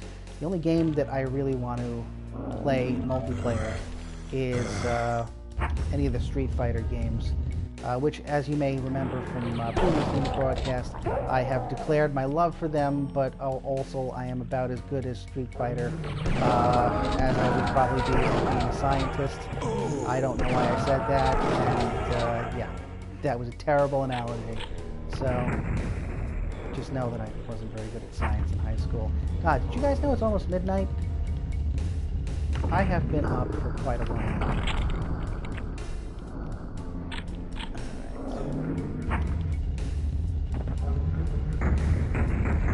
Okay, that happened. I'm assuming that's important.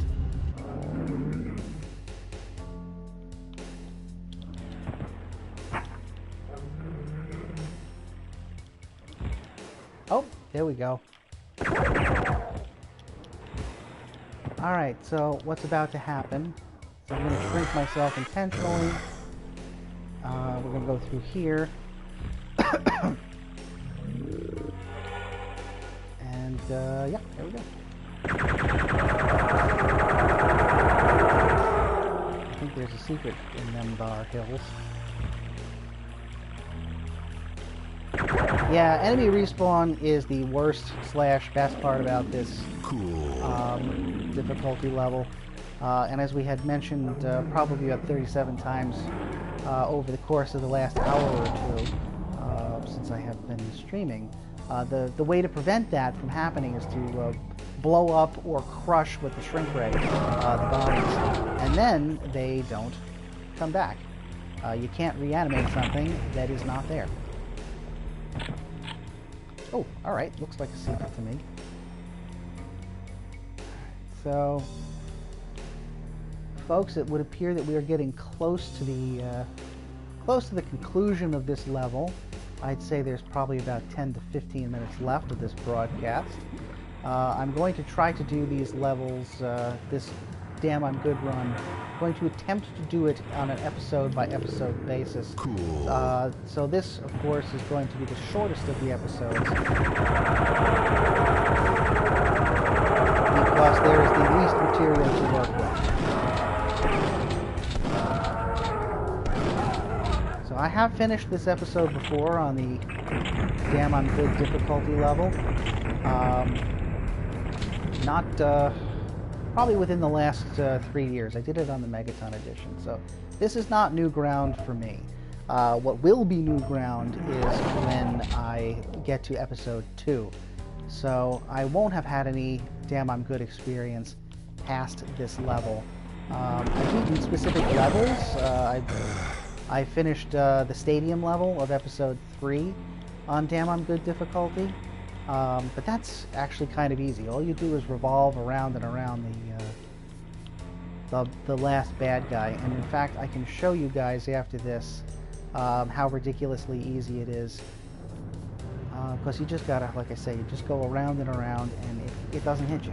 If you do it right, it won't hit you, and you can kill it with the weapons that they provide you with.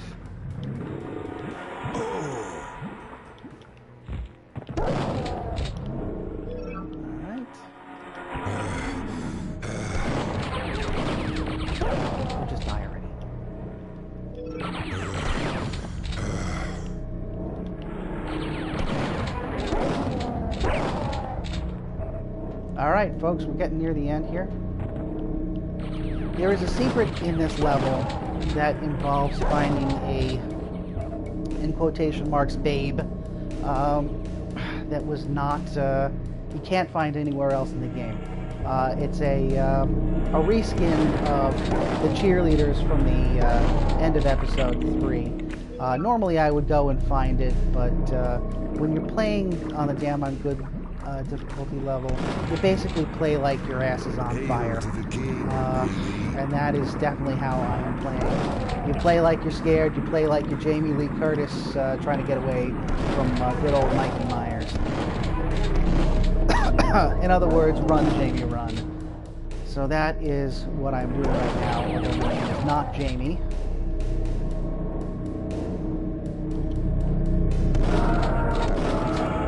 Although if my name was Jamie Lee Curtis, I would probably be a lot better off financially. I'm gonna get medieval on your asses. No thing to, just a pro tip.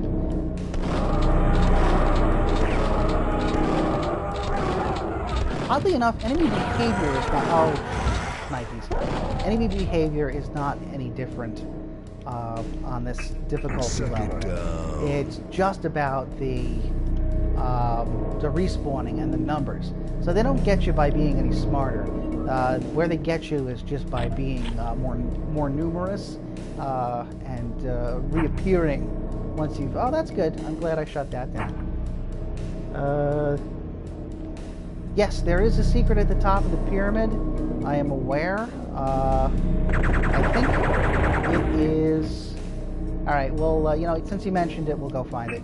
Holy shit. Alright. Jack says there is a secret atop the pyramid, and we will just, for the hell of it, we'll find it. I'm assuming this is what you're referring to as the pyramid. I always saw it as an alien spaceship, but I suppose it could be a pyramid.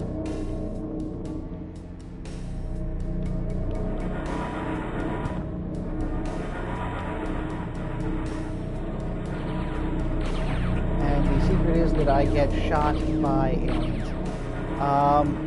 No, Jack, you're right. Here we go. Bada bing.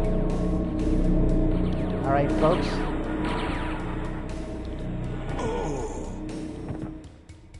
So the reward there was some atomic health, which I immediately lost by falling in a hole. I are very good at the Dookie Nukems. And with the last of our jetpack, might as well use it, right? Folks, we are approaching the last boss.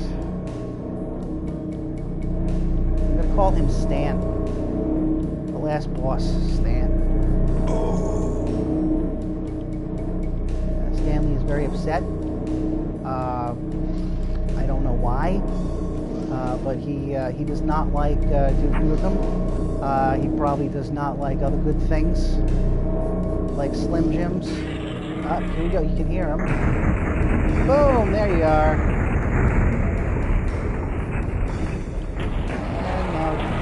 Now it begins.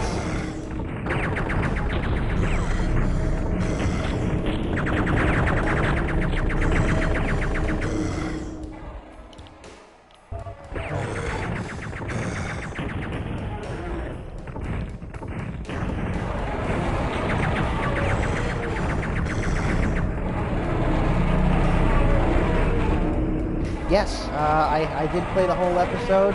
We started at level 1.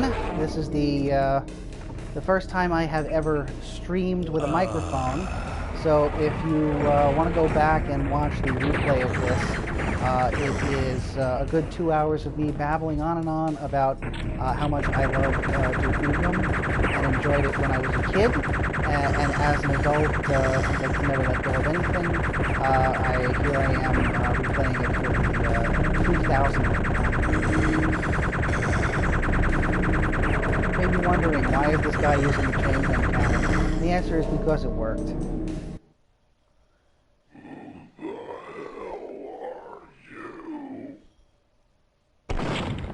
I'm Duke Nukem, and I'm coming to get the rest of you alien bastards.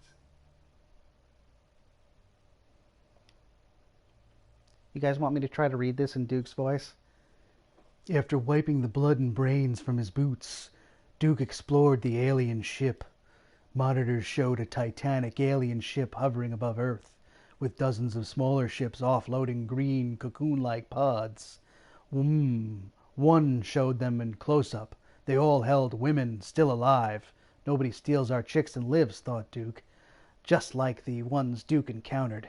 Duke glowered. I actually looked that up once. It's like gritting your teeth, if I remember correctly. It's not a word you would expect the guys at 3D Realms to use, but what the hell. Duke glowered in the pale green monitor light and set the auto-destruct sequence to the alien ship. He stared at the screen once again. Nobody steals our chicks, sneered Duke, and lives. So there you go. That was the entire first episode of Duke Nukem 3D on the Damn I'm Good difficulty level.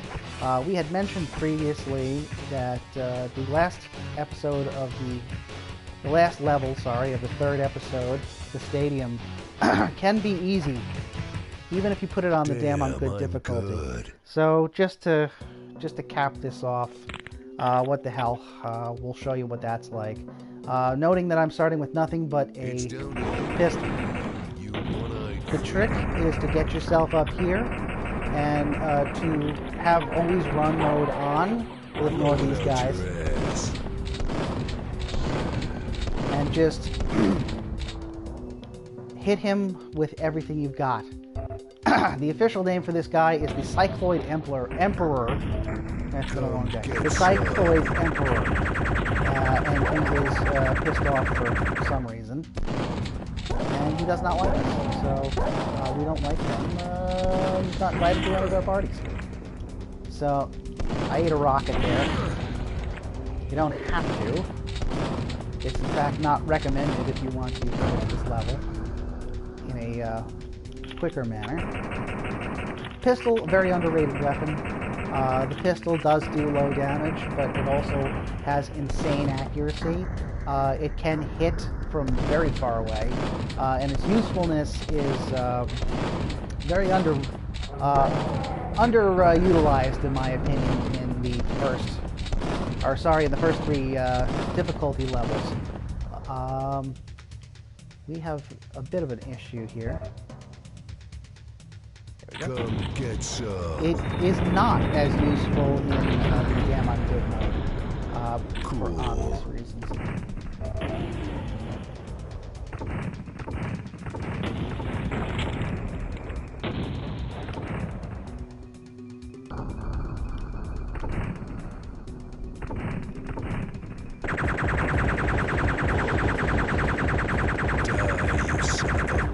And there you have it.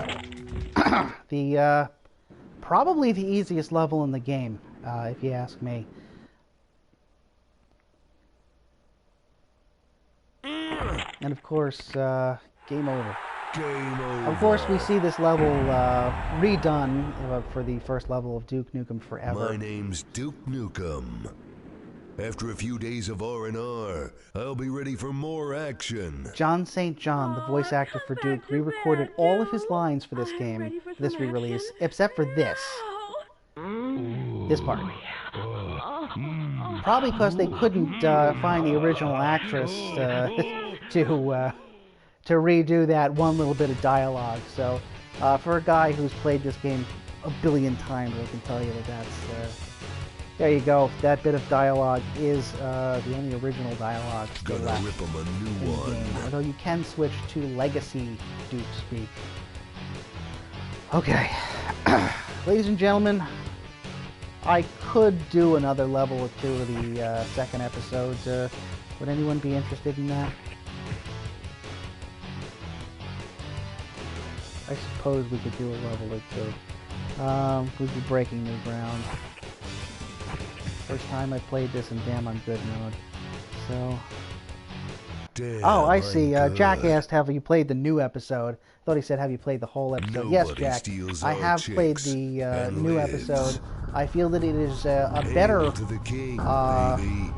a better level, better set of levels than episode 4, than the original Atomic Edition episode. So yes, I do feel it was worth my purchase price to buy this. Then again, I am unapologetically a Duke fan, and I can purchase anything with Duke's face on it. No, I did not like Duke Forever. Yes, I bought the balls and still it is. Gotta represent. Bada bing. So I have bought every re-release of this game. I used to be a console gamer, then I became a PC gamer. I've gone back to consoles at this point. Frankly, they're cheaper and easier. They are like a They're like a bad date. They are cheaper and easier. Not necessarily as good, but you're going to get what you want. Bada bing. That's gotta hurt. There's a joke Duke would appreciate.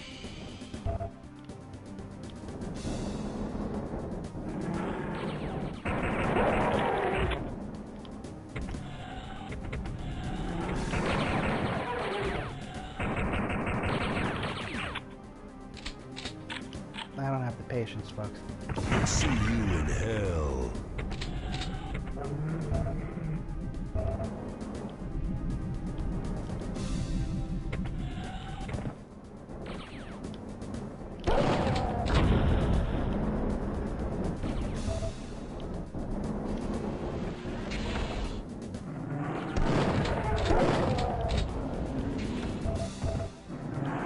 Well, that's going to come back and bite me, literally.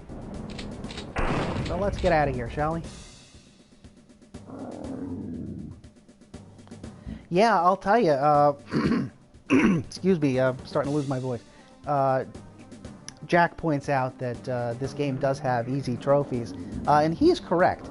I was able to get the Platinum Trophy on this game very quickly, within about a week.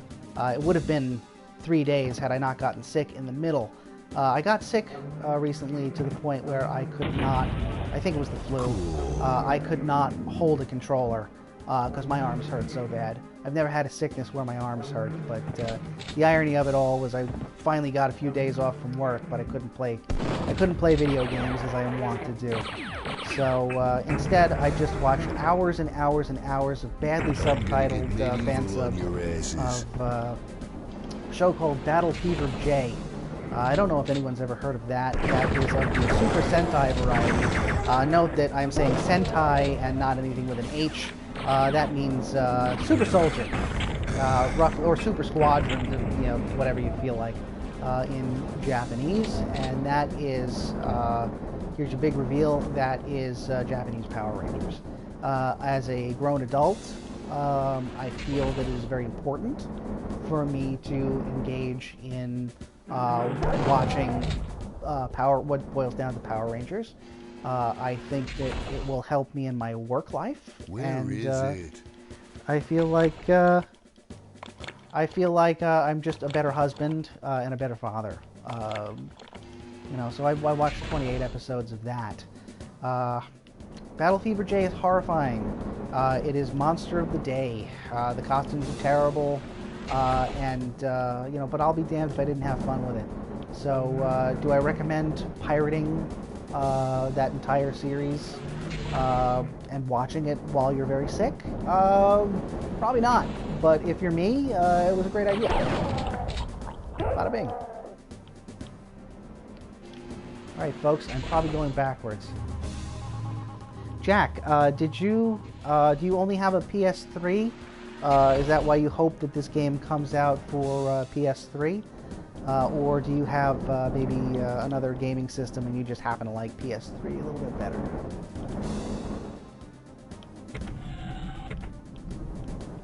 Bing.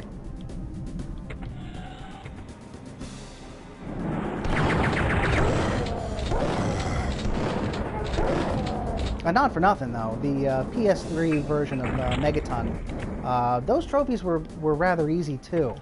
You know, if you're going to play Duke Nukem and you intend to play the entire episode, all the episodes, then yeah, you know, you're going to get those trophies pretty easily. It's always good to race a rocket.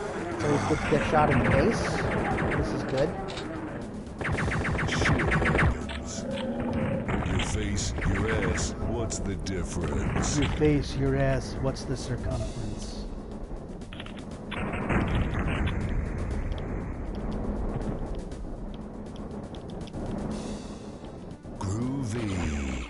Okay, alright, cool.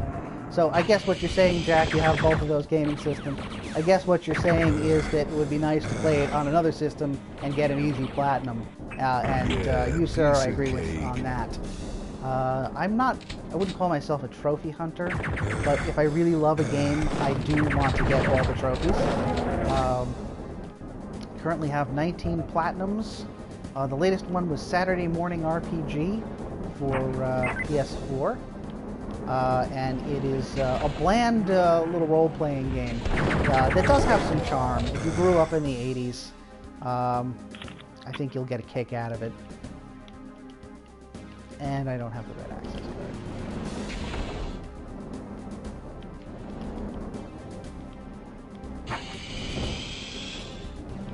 Alright, folks. Now I do have the red access card. Come get some.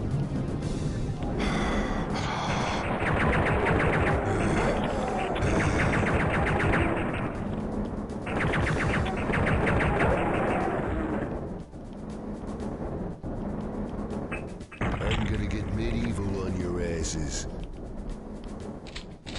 Just giving my voice a rest, folks. I'm starting to feel a little bit of that illness. I gave the sickness to my wife. We think it's the flu, so she lost her voice, and I think I'm starting to get that too. So I'm gonna. Oh, who the hell am I kidding? I'm not going to quiet down. I'm going to keep talking and talking because I've got a captive audience. But my throat is starting to. I thought there was a. Yeah, there is. I guess I could float up there. My voice is starting to waver, and I think after this level, I might have to call it quits. Oh, that's good. That's good.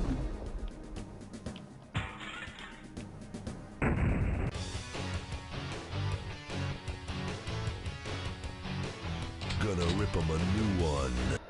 Alright, incubator.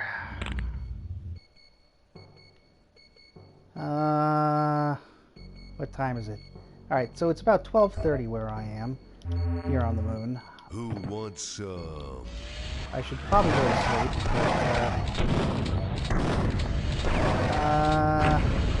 but, maybe one more level, huh?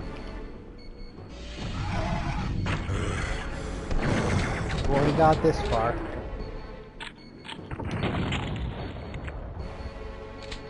You know what, I would like a chain gun.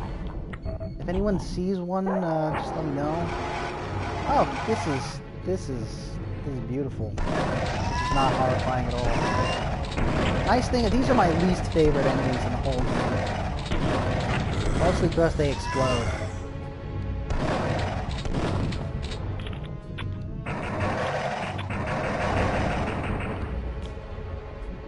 Yeah, you know, no clip is funny. Jack brings up the no clip sheet, and basically what that allows you to do is to walk through walls. It has some, at least I haven't tried it in this version. You can do it, but I haven't tried it in this version. In the PC version back in the day, it had some really weird effects. You could walk out of the map. See, I'll pull up the map here. You could walk into space here, where there's no room, and things start to look really weird. You get this bizarre effect. Come get Trip bombs. They are the least useful weapon in single player mode until you play Damn I'm Good, and you will take literally anything that explodes. So anyways, back to that no clip machine. Let's save the game, all right? And let's there we go. So here's the cheat. I think it's nope. Gotta remember how to do the cheat, folks. No. Anyone remember the cheat? It's down square R3 left. No. Oh, okay. I can't cheat it because I'm on Damn I'm Good. All right. I was gonna do the no clip cheat for you guys to see the effect, but it just gets this really weird ghosting, trailing effect if you walk out of bounds of the level.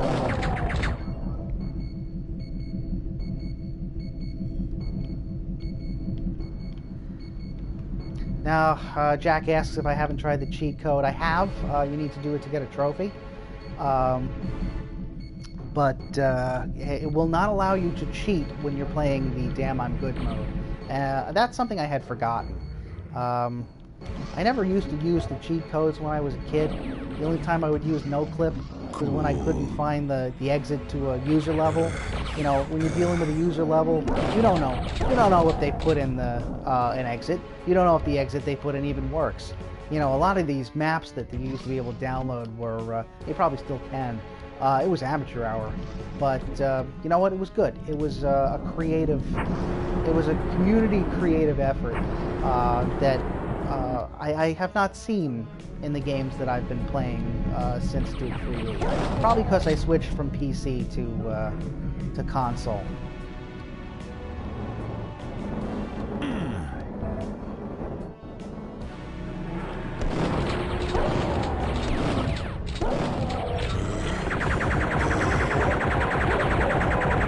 Okay, so I think a pipe bomb is well placed here. All right. That's good. That's I'm not gonna die.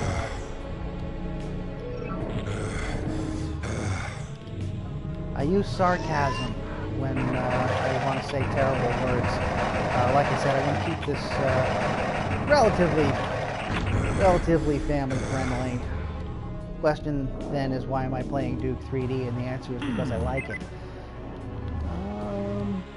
So yes, inconsistency. It is helps the world go round. Here's that chain gun that I wanted so badly.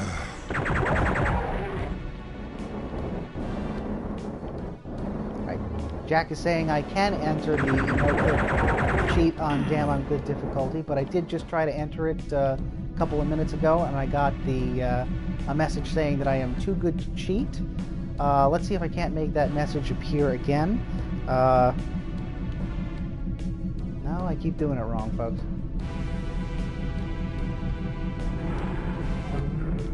Alright, so I remember the buttons necessary for the cheat, but I don't remember the correct order, so just take my word for it. I attempted it just now and it didn't work, but Jack might know a workaround that I am on. In the meantime,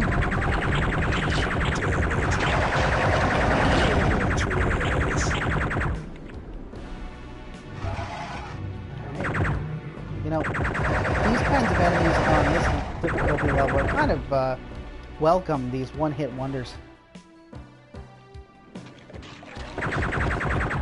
Okay, because it means that I don't have to show up later and keep them from being an issue. But I'm feeling a little lazy. I'm gonna put the smack dab on your ass. Grenade with a pipe bomb. Your face, your ass, what's the difference?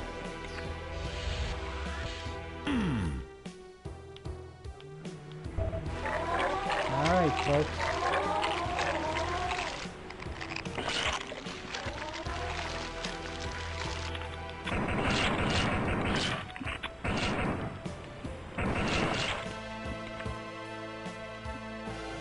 Oh, you know what? You're right. Alright, so what Jack says, if you've used the cheat code earlier on a lower difficulty, he's absolutely right. That jogged the memory of when I was a kid. I was able to enter DN Cornholio, which was the keyboard strokes for God mode. The other one was DN KROZ, DN Kraz. That was those were the two God mode codes.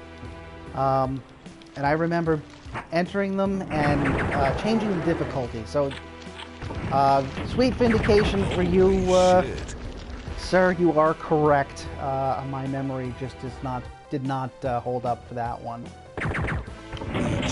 Thank you for jogging my memory.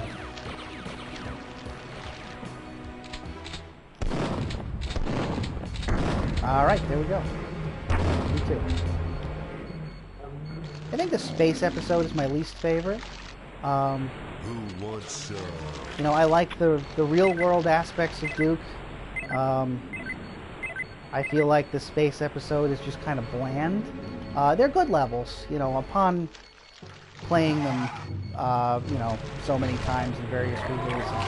I find them to be fun, but they're still not my favorite. I think my favorite episode is the first one. It just kind of maintains a certain theme, feel, I should say, that is kind of lacking. I mean, the third episode is kind of the first episode on steroids, but I don't know. I feel like it's just not as good, and I couldn't tell you why. I couldn't point to anything specific. If you want to talk about its technical aspects, it's better than the first episode. It's much more advanced, but I don't know. I guess it's the same reason I prefer the original Mortal Kombat, MK1, over the all the better versions that have come out over the years. They're technically superior, and I really should, I really should like Mortal Kombat 2 better. But I don't know what it is. I happen to like the original, and the same holds true here. I happen to like the first episode better than the other ones. The other question is, where the heck did my... Oh, that was a wasted rocket. Where the heck did my pistol go? I must have used it all. So now I've got Mighty Foot or Bust here. That's good. That's helpful. And Sonny Jim here is going to... Yep, he came back to life just as expected. So let's go underwater. Let's not go into the next episode without... the next level, rather, without... Alright, there's Devastator. That's useful, but not quite what I was looking for. What I was hoping for was a bullet weapon, but beggars, as they say, don't wear ties. The beggars don't wear ties, is the phrase.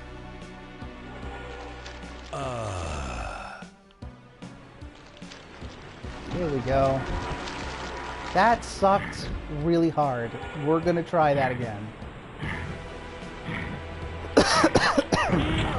If you're just tuning in, something stupid happened, and I screwed it up again. So, let's rewind.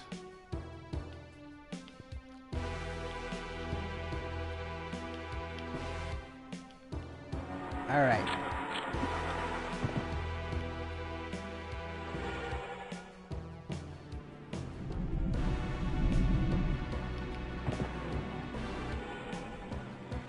Should be noted, ladies and gentlemen, I am not out to get trophies for this run.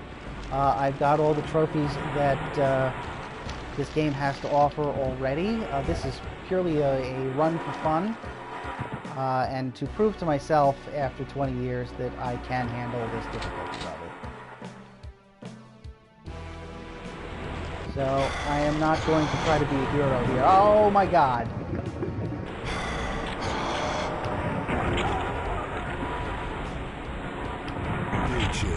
That was expected, but it was still a pain. Please don't hit me with anything. Boom! Okay. Alright. Gonna rip him a new one. Alright, here we are in Warp Factor.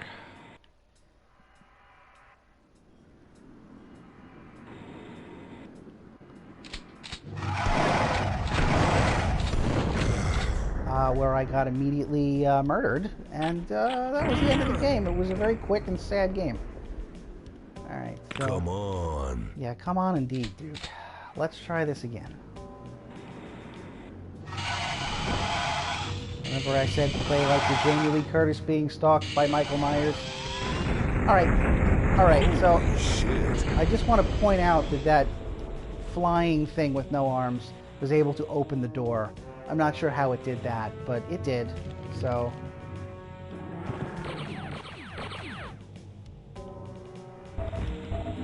Come get some. I can't remember if there's anything useful down here, or if it's just, or necessary to proceed, or if it's just, a couple of atomic health. Either way, I'll take it. And we got our pistol back, folks. I know you were all worried about that. Cool. Well, sleep easy tonight, folks. I got the pistol back. Oh, there's our access card. Ladies and gentlemen, hang on just a moment. I could use a Pepsi. Good old Diet Pepsi. So we're going to keep streaming. I'm going to keep blah blah blahing. Hopefully nothing shoots me. Alright folks, Baja Blast, Crystal Pepsi or Diet Pepsi? Trick question. Come on. Going with Diet Pepsi. I know, exciting Duke Nukem action, right?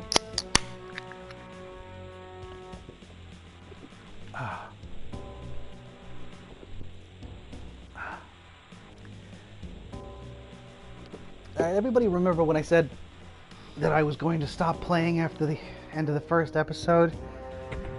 I lied. But I think this may have to be the last level I do. I'm sure I'll become a liar after this because Duke Nukem is very addictive. At least to a guy like me.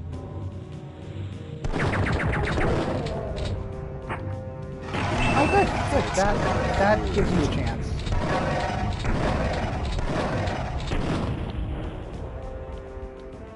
Let's do that again, huh?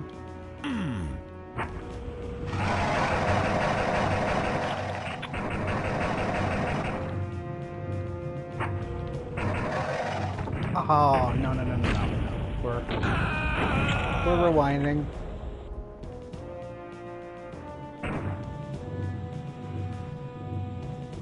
Doom, okay. Jack says that Doom is his favorite shooter. Jack, which Doom? The first Doom? The 2016 Doom? Or another variation of Doom that I did not mention? I keep going to call you Jake. My apologies, Jack.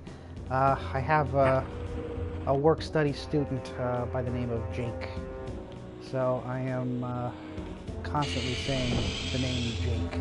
So bear with me.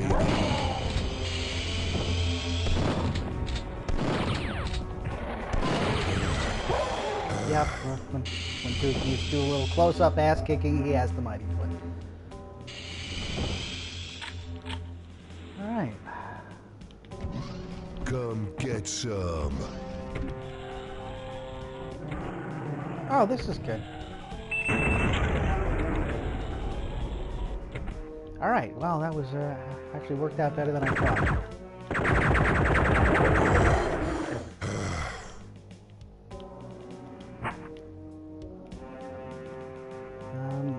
You know, I hate these chain gunners, so it might not be entirely worth it to use a very precious explosive on them, but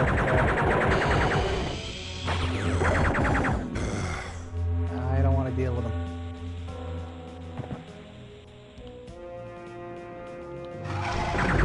Yes, Jack, I agree with you. I am not in love with the with the new Doom. You might like it. I'm not saying you don't, but what you are saying is that you enjoy Doom 1 and 2 and Final Doom, and those are kind of my wheelhouses. I have a special place in my heart for 90s shooters. For a very long time, I would not play shooters past a certain date. If anybody remembers Half-Life, the first Half-Life, that was kind of the cutoff point for me. I don't know what it was. I just did not. Oh, that was a mistake. I just didn't like them after a certain point. I guess when it went from sprites to 3D polygons. I liked the first Quake, which was polygonal. I liked the first Half-Life, which was also polygonal. But I don't know. I just couldn't get into shooter like around the Call of Duty era, like that realism. I just said that I like the realistic aspect of Duke, but it's firmly that was a bad idea. Duke is firmly science fiction. I mean, there's no mistaking this for like World War II. I don't necessarily think real wars are what we should be playing in a video game, but that kind of makes me sound like an old man, so I suppose that the shoe fits. Oh, that's good. I don't have the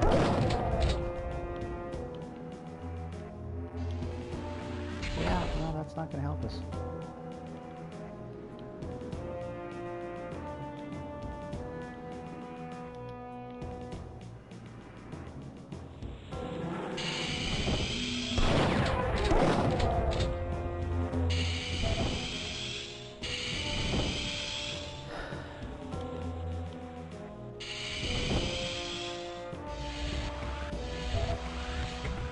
My apologies, folks. My voice is starting to go.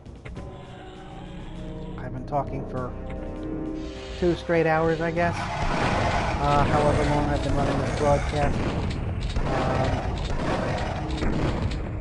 Like I said, this is the first time I've ever done Twitch with a working microphone, so I'm not really sure what goes into this kind of thing. So I basically watched somebody I knew I admired on Twitch and am copying his commentary style, which is to just ramble on. So there you go, folks.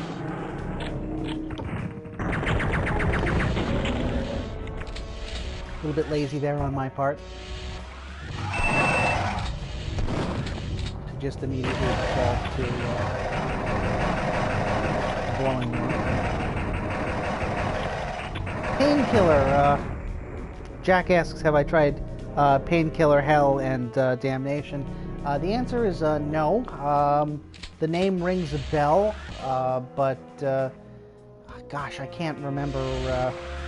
I cannot remember that game. I don't know if that's a new game, if that's an old school one, but I've heard of it. I just couldn't tell you what it is. I've heard the name. So, yeah, the short answer is no. Sorry, haven't heard of it. Or haven't seen it in action, I should say.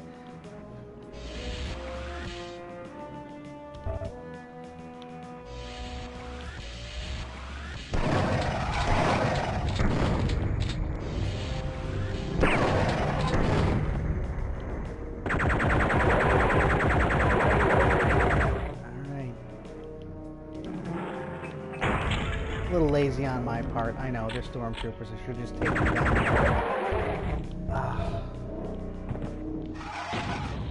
One of the things I've learned while playing Duke Nukem is to just kind of use it if you've got it, if that makes sense. Back in the day, I wouldn't use any of my good explosive weapons unless I ran out of stuff and was forced to use it. But it just made the game artificially more difficult. In my opinion, it makes more sense to just, now I'll just use it without it. Good. Okay, so Jack is saying that Painkiller is also available on PS3, of which I have one. So, I'm gonna try again. I do have a PS3, and I do like old school shooters. My assumption is that this is an old school shooter. I'll look it up when I'm done.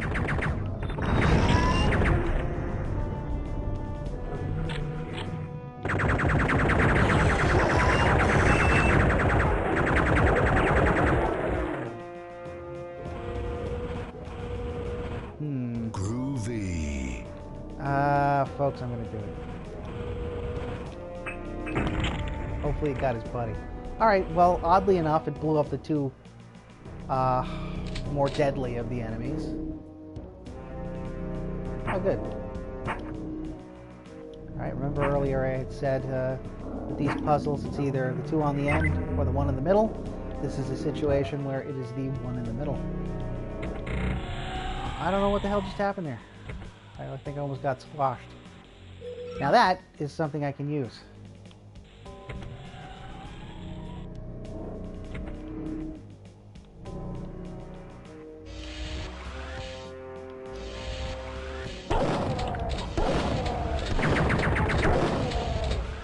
One of those parts where, oh, come on. One of those parts where I'm going to leave them alive. I don't think it's worth using the bomb on them because I'll just send them away. So they'll come back to life over there And what they do over there is their own business.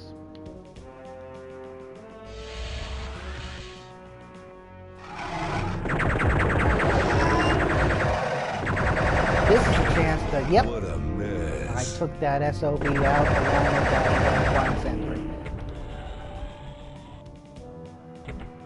SOB, of course, stands for Son of a Blacksmith.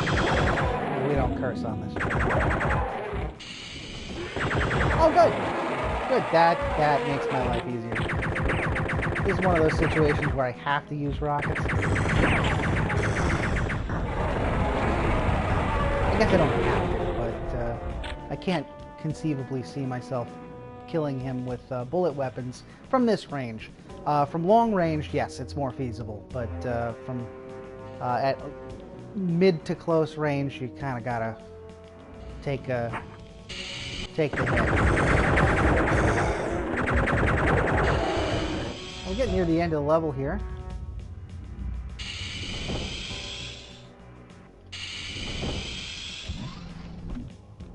I think this triggers some enemies, but what the heck? Ah. Well, that's... I just said that, Duke. Where is it?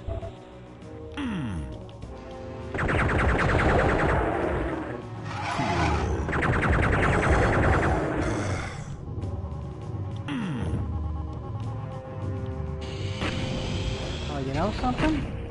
I think this level is the entrance to the secret level. I was talking about, I'm gonna do this. I lost a lot of health there. Question is, where did I lose that health? 65, alright, that seems good. Okay, that jerk basket came back from the other room, so I'm gonna say bye-bye to these two guys. That's gotta hurt. Yes, I'm sure it did. Cell phone's telling me I got low battery power here. It's alright, because we're almost done. Why is my cell phone out, you might be asking? The answer is because I am reading my Twitch comments via the cell phone. There is a way to read it on the PS4 as you play, but it makes the screen small. You can see, gameplay is in the upper left-hand corner. Approximately 70% of the screen. And the rest of it is taken up with comments, which is fine if you're someone else. If you're me, that drives you insane. Oh, good. I'm glad I used that. Let's go on, shall we? Let's go back to a time when I only had 34 health. I think my Duke Nukem impression sounds a little bit like Kennedy. Or Mayor Kennedy, if you prefer, if you're a Simpsons fan. Ooh, I needed that. Yes, you did, sir. It's, alrighty.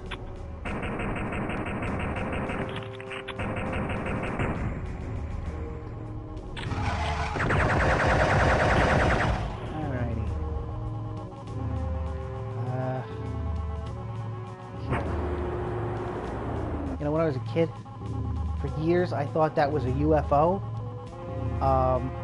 When I would be building levels, I would see this sprite in the tile set.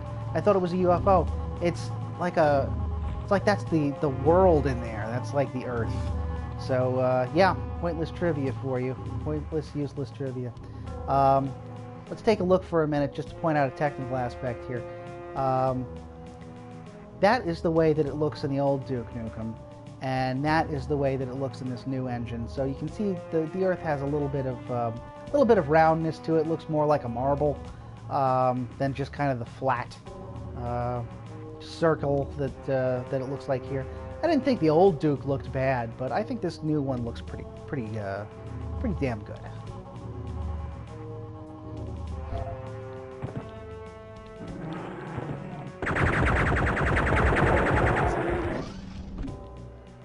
You ever have a friend that just keeps calling and you don't want to talk to them and they're not really your friend anymore? That's this guy. He just keeps coming back.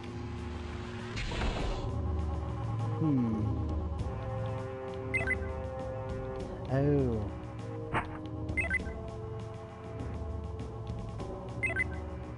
go. Alright. We're almost done with this, folks.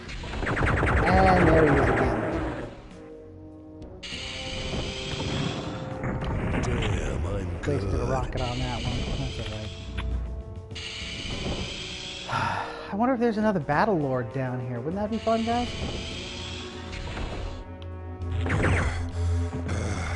Oh, yes. I remember this.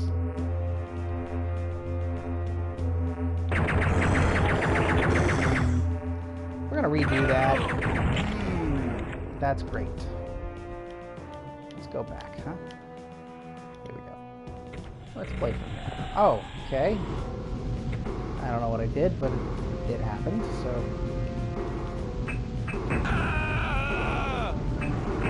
Totally worth it, guys. Totally worth it.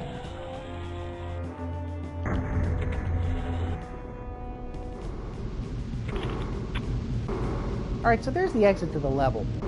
But I don't think that I'm going to take it quite yet. I think there's a secret level in this area, and I'm going to work to find it. But first I'm going to go in circles and let these bad guys kill me. Because, pro tip, dying is the true way to victory. Alright, so let's just make a save here. Okay. Now let's find us a secret level, shall we?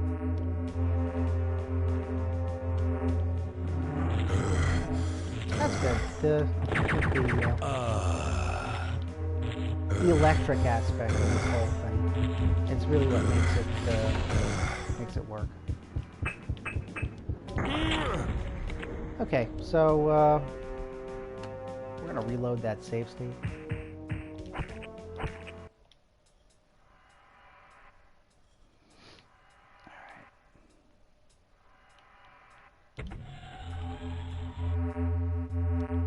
Guys, I could have sworn that this was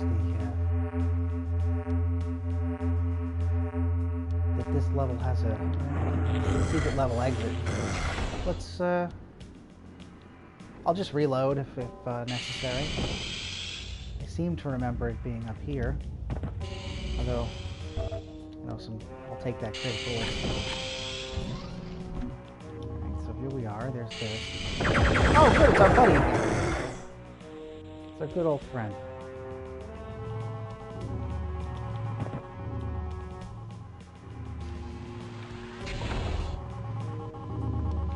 I thought there was a button up here somewhere.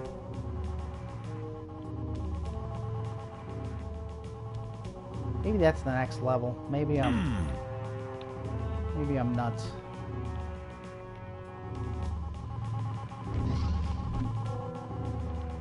Alright, well, Lunatic Fringe, not Lunatic Fringe, Spin Cycle is one of my favorite levels for Duke3D.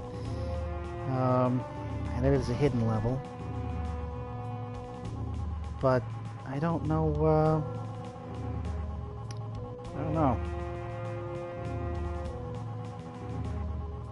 We're going to do something I said I wasn't going to do. We're going to look up a level list. What are you waiting for? Christmas?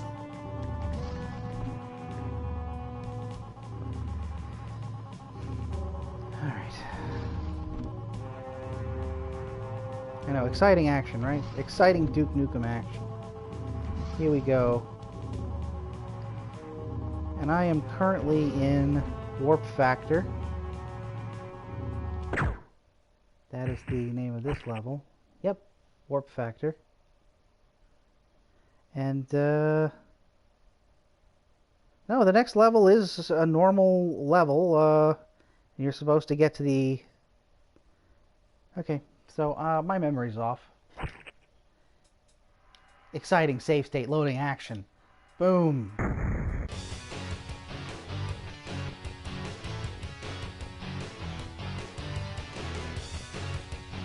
Okay, ladies and gentlemen, I think I have been at this for long enough. What I'm going to do now is call it a night. Time now where I am is almost 1 a.m. but it's all good since it's Saturday night. So, catch me later. Probably going to do this tomorrow for a little bit. We'll see what we can't do. Let's try to finish the whole game on the Damn I'm Good setting. Currently about 1/4 into the second episode. So, good start, I think. Let's save this sucker. And, hey, thanks for watching. I appreciate your time. And everybody have a happy Saturday night.